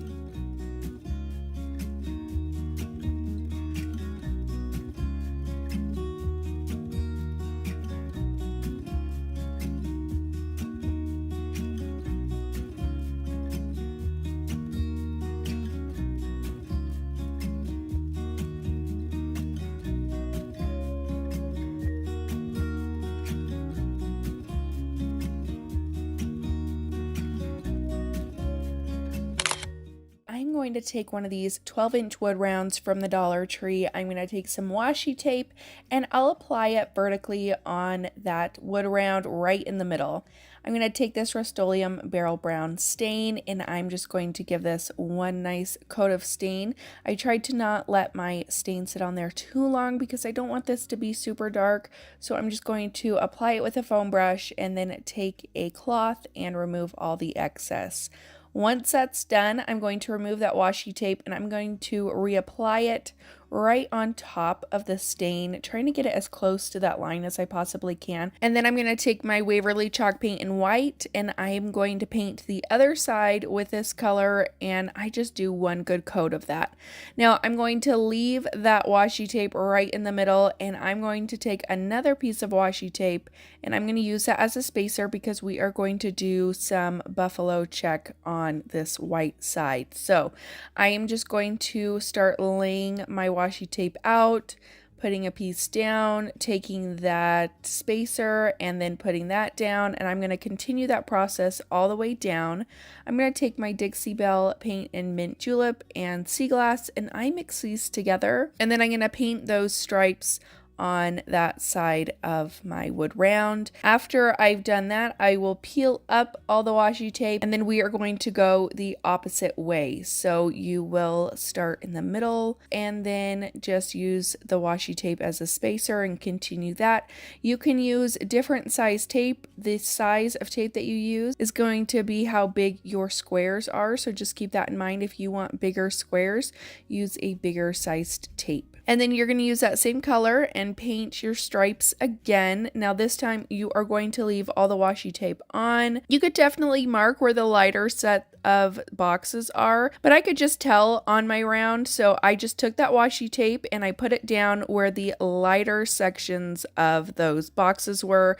I took that same paint that I used before, but I just added a little bit of black to it to make it just a tad bit darker, and then I will go over that one more time. Hopefully that makes sense. If you want to learn how to do buffalo check print with painting, you can type that into YouTube and there are a whole ton of videos that pop up because this was the very first time that I ever tried it. So if you need help with a buffalo check painting technique, definitely type that into YouTube and watch their really detailed tutorials. Here is the final result. I think it turned out really, really cute.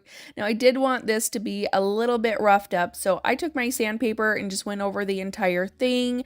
I just tried to get it as rough as I wanted it, so you can skip this step if you want. Next, I'm going to take these letters that say Fall Sweet Fall.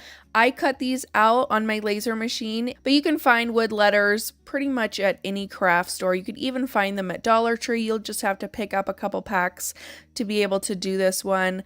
I have debated putting these up on my website, so if you think that that's something that you're interested in, let me know, and I could probably have these out with my fall launch coming Monday. I just took a white paint pen and I just painted all of those letters. Next, I'm going to take this orange spice paint and I am going to paint these 2 little pumpkins that came from the Dollar Tree. These are like their wood stickers that they have out, and I took 2 of the pumpkin ones. I'm going to paint them orange, and then I'm going to paint their little stems brown, and I just did a little bit of distressing on them, kind of giving them a little bit more detail on the fronts. Nothing too crazy. It was super easy, so you can give these as much detail as you want. Now I'm going to start putting my letters onto my sign, and I used this square to try to get these as straight as I possibly could. I just lined all my letters up on them and attempted to make so that they were all nice and straight, and I just used some gel super glue to adhere these down to my sign, and I just continued this process all the way down.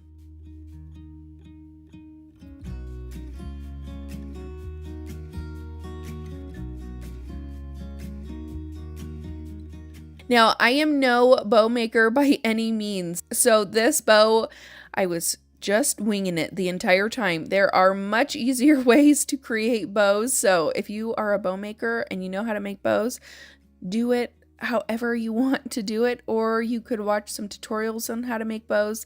This, I really was just kind of winging it and hoping for the best. So I took this orange striped ribbon that came from Michael's. I took this mesh ribbon that came from the Dollar Tree, and I cut that in half so I had 2 pieces of it. And then I took some burlap ribbon, cut that down twice, and then I just started creating loops with all of my pieces. So I would just add some hot glue to the bottom and then glue it to the other end to make a loop. And I just did that with each of my pieces of ribbon. And then I just started hot gluing them together. So I took my 2 pieces of mesh ribbon and I put those together and I hot glued them to one of my orange pieces in a cross. And then I took my 2 pieces of burlap ribbon, hot glued those together in a cross. And then I put those together on top of the second piece. And then I did do a really small loop of that burlap ribbon, and I took my second orange striped ribbon, took some twine, tied those together, and then added those to the top of the other stack. So I know this is not the most functional way to make a bow, but I was just winging it and trying to figure out how to do it. So I think it still turned out really cute, and I just hot glued that to the top of my round, and that is how this DIY turned out. This one is my absolute favorite. I love the colors, and I just think it's so much fun.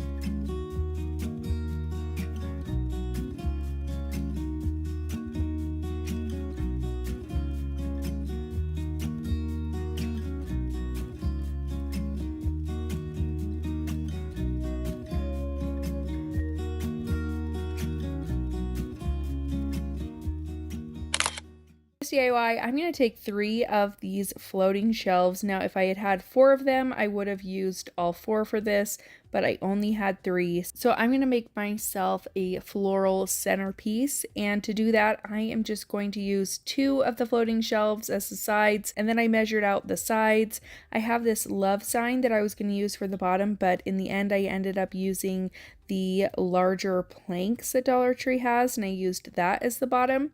So you're just going to cut your sides down to the width of your bottom piece, and I used the wood glue super glue that you can get from the Dollar Tree to adhere these to the sides. And I'm just adding my 2 smaller side pieces to my larger side piece. I kind of squeeze that bottom plank down in there, and then I add my last side to my box, and then I am going to go through with some tumbling tower pieces just to make sure this is all nice and sturdy. I just add some wood glue, hot glue to the tumbling tower piece, and I just put 1 of these in each corner just as a bit of reinforcement so that the box doesn't come falling apart on me.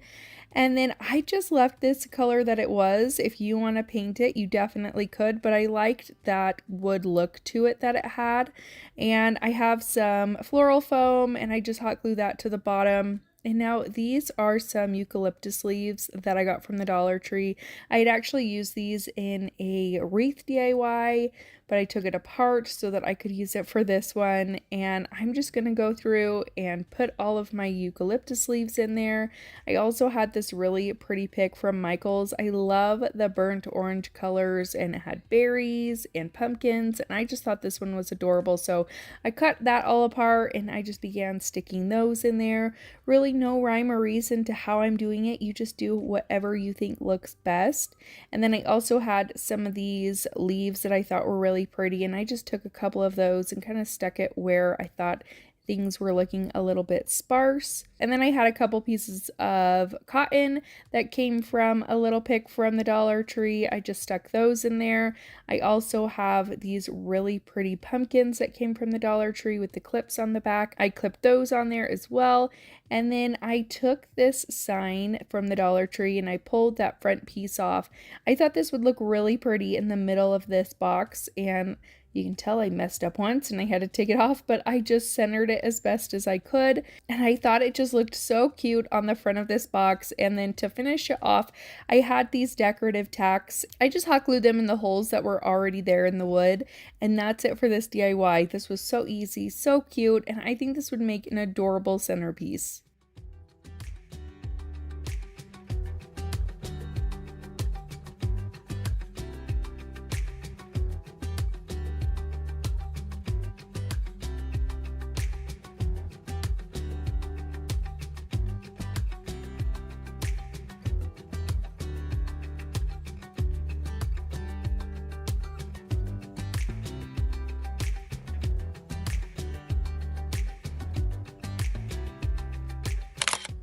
When I saw the Hocus Pocus transfer on Couture's website, I knew that I wanted to use it for a large sign, so I actually have this cabinet door that I purchased from the Brass Armadillo back when I lived in Arizona. I think I paid like $4 for this. It was already painted white, so all I did was use my surface wax from Couture on the back of it, and then I got my transfer. I checked how sticky it was, just because if it's not super sticky, I don't worry about fuzzing it, but if it is pretty sticky, then I will go ahead and use my fuzzing cloth on it, and I just did that probably about 4 to 5 times.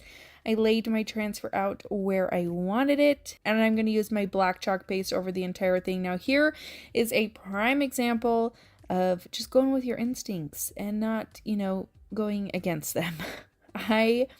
With transfers this big, I normally do the peel and dry method where you add your paste to half of your transfer, then peel it up and dry it, and then lay it back down and do the other portion.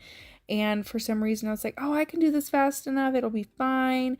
I take my time when I do my Couture, which means that it doesn't always work the first time. So I peeled up my transfer, and I had taken too long on it when I peeled it up. Some of it dried to the transfer, so I washed it, and I'm going to try this again and show you the way that if you are a little bit slower like me, the way that you should do it. You're going to add your paste to 1/3 of your project. You're going to peel that portion right up. Take your heat gun and dry the paste so it's all nice and dry. Once it's dry, you're going to lay your transfer back down, smooth it out again, and then I continue to put my paste on here.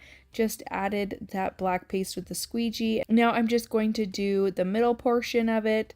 So if you are somebody who can't do this fast enough like me, then this is the way to do it. It just makes it a whole lot easier, and you're not having to go back and redo it again like me. I should have just done it this way the first time, knowing me. And then I just go back through it the 3rd time, add my paste, and then that is it. That's all you got to do for this one. I didn't do anything special. I just added the Couture transfer, and I think this looks so cute on an entryway table. You could add it to a mantle. I just think it's a really fun piece to add for Halloween.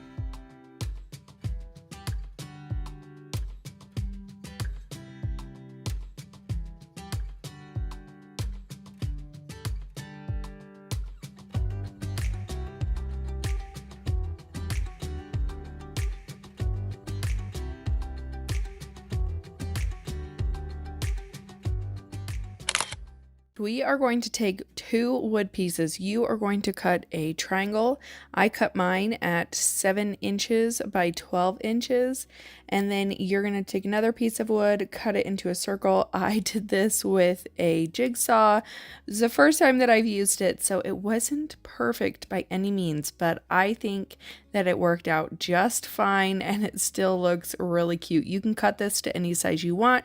You just want it to be bigger than the bottom portion of your triangle. Next, you're going to paint your triangle and your circle with some Waverly chalk paint and ink, and I just gave both pieces one good coat, front, back, and sides. Next, I'm going to take my Couture surface wax because I am going to be using a Couture transfer on this. And the reason why I use the wax is because this is a porous surface and the wax is going to help prevent bleeding. So I use this every single time I'm using a porous surface. So I'm just going to rub my wax on there. I'm going to take this Couture transfer. I love this one because it has all these kind of witchy sayings. I think it's really fun.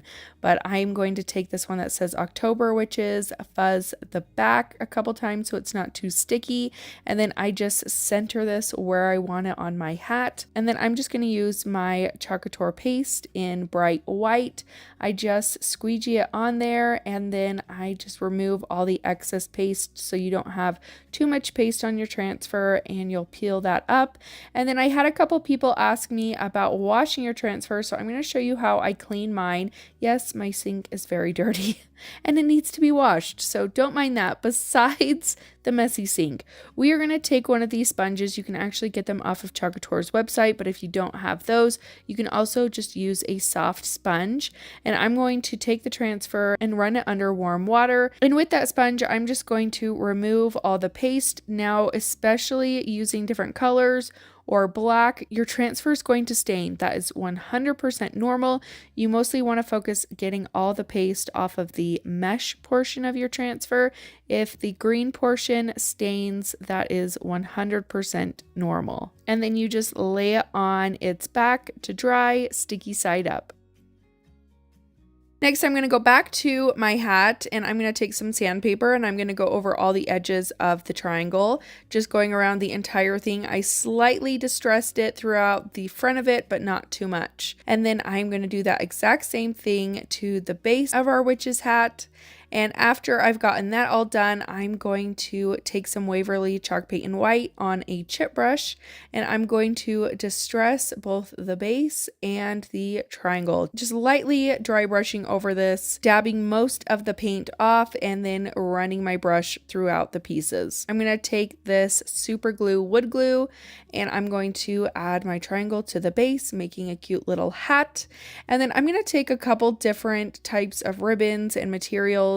These all came from the Dollar Tree, and this black ribbon, I didn't want that kind of plasticky looking sides, so I just cut those off with some scissors. Then I will wrap it around the base of that hat and hot glue it to the back.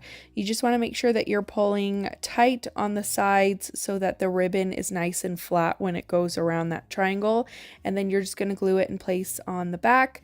And then I'm going to take this mesh ribbon that also came from the Dollar Tree. I'm just going to layer this right on top of the black ribbon. And then this mesh type material, it also came from the Dollar Tree, and I'm just going to take a piece and kind of drape it around the bottom of the hat. And I just glued a couple pieces down around the hat so that it wouldn't move around too much, but I didn't want it to be super stiff with glue, so just a couple spots glued down was fine. And I had these orange berries, and I just grabbed a couple of those, put them on the hat where I wanted them, glued those down. Lastly, I'm going to take some raffia. I took several pieces, and I'm just going to tie this in a shoelace type bow, just taking 2 loops and tying them together. I mess with the size of the loop several times, and I'm going to add some hot glue to the back of it, and I just glue that right to the middle of those berries. And that is it for this DIY. I love this one so much. I think this turned out so cute, and I feel like this is something you could definitely make a lot of, sell them at your craft shows. I think this one is by far my favorite in today's video.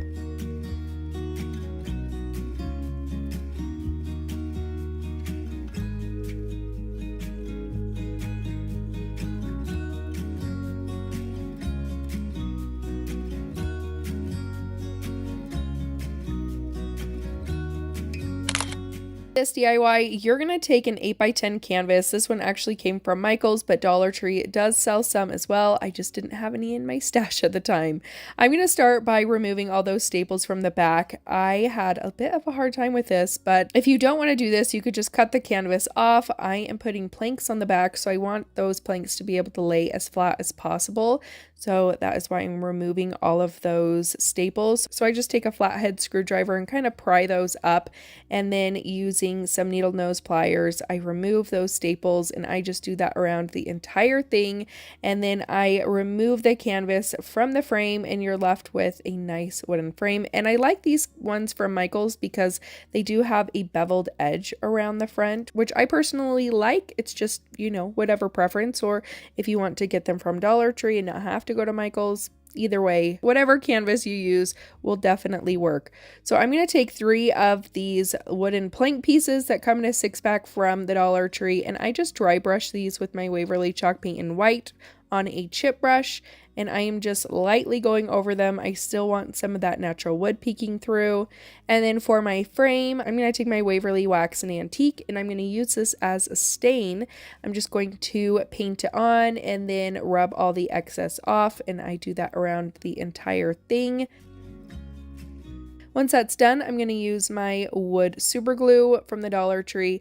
I add that to the bottom of my canvas into the sides of my planks, and I put that just directly on the back. And I wanted my planks to be spread out so that there was a gap between each plank. I didn't want them to all be flush with each other, but if that's something that you want to do, you could definitely do it. No right or wrong way to do that. And then I just add all 3 of my pieces onto the back. Now I'm going to flip that over. I have a whole bunch of florals and greenery. The majority of my stash though is from Michael's, so that's why I just grabbed all these. These all did come from Michael's, and I also had these little chalkboard pumpkins that came from the Dollar Tree. So I just started cutting up my greenery. I'm going to hot glue my pumpkin to the front of the canvas frame, just right next to that beveled edge so that there's a gap and I can fit these greenery pieces between the backing and underneath the pumpkin. And that's what I start doing. I just start gluing everything underneath it so that it's all kind of popping out from behind the pumpkin. So I'm going to put my little eucalyptus leaves under there. I started adding these orange berries, and then I have these sunflowers that also came from Michael's. I took 3 of those. And then I grabbed 3 strands of some jute twine, layered them on top of each other, and then I'm just going to tie them together like you would your shoelaces to make a really cute bow. I just kind of mess with those loops a little bit and the length of them, and then I just hot glue that over the hole in that chalkboard pumpkin, and that's it for this DIY. This one is definitely tying for first place in today's video between the 5 Hello Pumpkins and this one. I think these turned out so adorable. It's something very simple, yet I love the colors that it screams for fall, and it's just one of my favorites.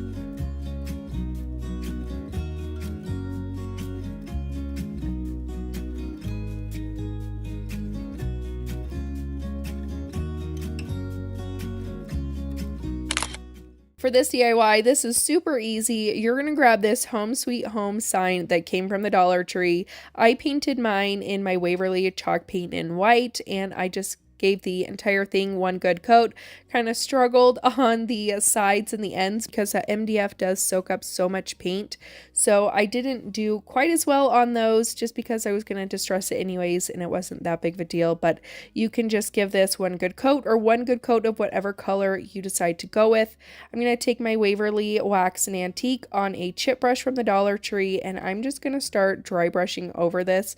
Originally, I was just going to do those like bead things at the bottom, whatever they are, but I ended up getting some paint on the sides and decided, you know what, I'm just going to distress the entire thing. So I just lightly took my chip brush and went over all of the letters and just gave it one nice distressed coating to it, and I thought it turned out really nice. Next, I have this wooden pumpkin that I cut out with my laser machine, but you can get wooden pumpkins from just about anywhere. Dollar Tree, Michael's, Hobby Lobby, I'm pretty sure. So whatever wooden pumpkin you can find will work for this project. You just want to make sure it's about the same size as that circle or a little bit bigger.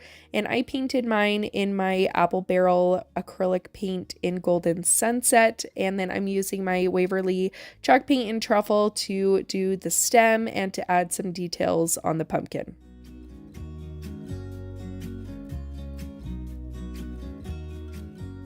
I'm going to use my wood super glue and add that to the back of the pumpkin, glue it on top of that circle, and then I tied a really simple bow just using a piece of twine and just doing like you would your shoelaces, and I'm just going to glue that to the bottom of the stem of my pumpkin, and that is it for this DIY.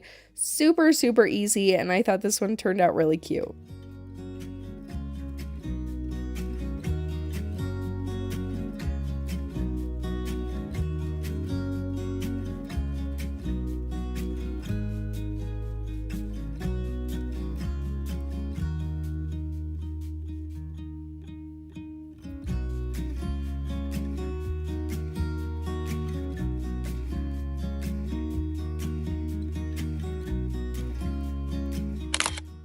I'm going to pick up 5 of these pumpkins with the letters on the front that come from Dollar Tree. There are 3 smaller ones, 2 are big ones, and I believe that's the only sizes that they come in. And I just started by taking the bows off the front, using my heat gun to heat up that hot glue and get those removed. Now I am going to repaint these. So my 2 larger pumpkins, I'm going to paint these in my Apple Barrel Golden Sunset acrylic paint, and this is one of my absolute favorite colors for fall time.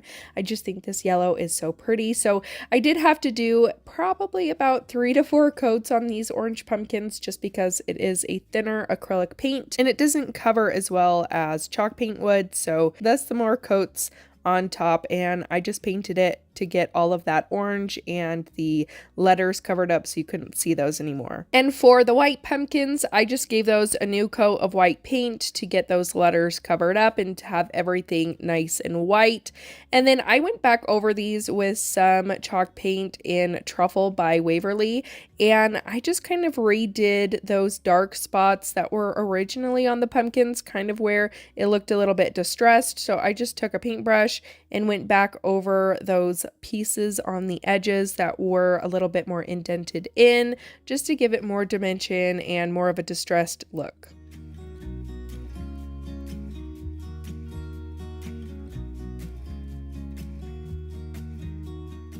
Now I took a 1x2 and I cut it down to 25 inches long, and I'm taking my Waverly chalk paint in Dusk and I just gave it one good coat.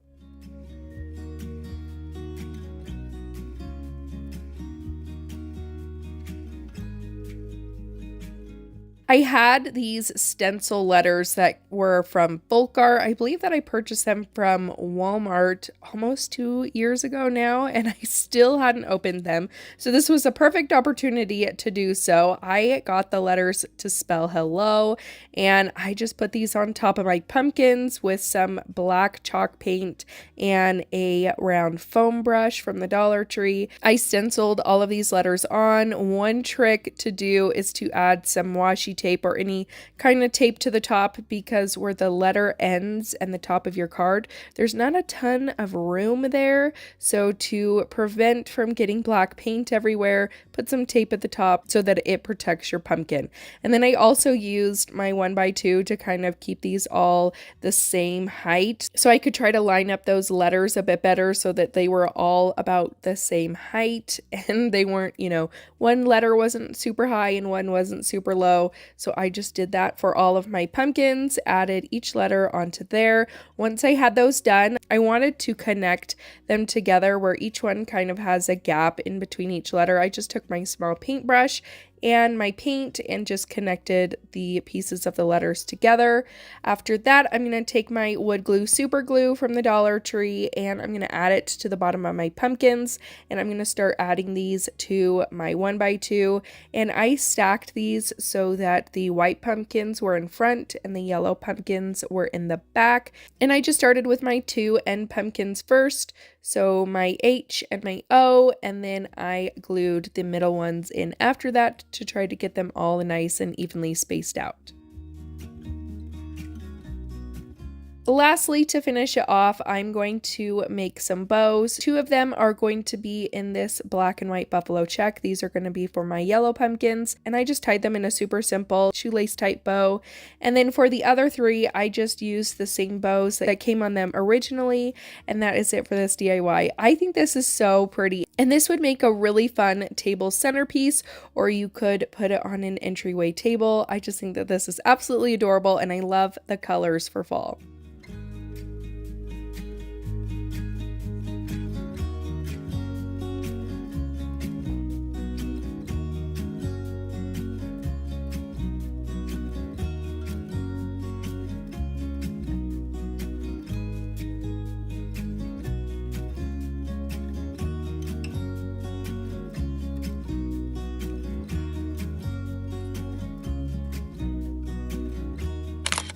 You are going to find some candlesticks. I found these ones from the Dollar Tree, and then I went to a thrift store and found 2 more. And I'm going to spray paint these with my same Rust-Oleum Ultramatte spray paint in black, and I just gave them all a good couple of coats. Now I'm going to take those bigger candlesticks and some pillar candles from the Dollar Tree, and I'm going to put those candles inside my candlestick holders, and I'm going to take my heat gun and I'm going to start from the very top. I'm just melting the wax down. So I want this to look really messy. I want my candle to look like it's been lit about 1,000,000 times. Make sure that you don't light your wick on fire.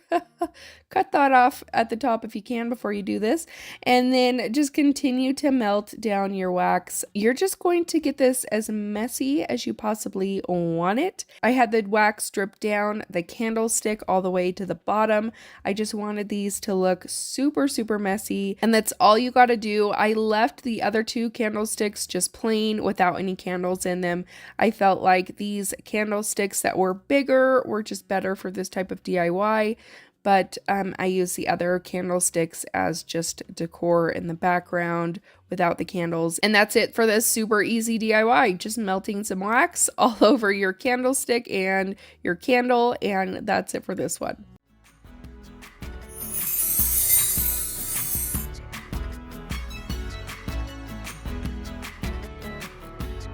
And that's it for today's video. I hope that you enjoyed it. Let me know which was your favorite project in the comments down below.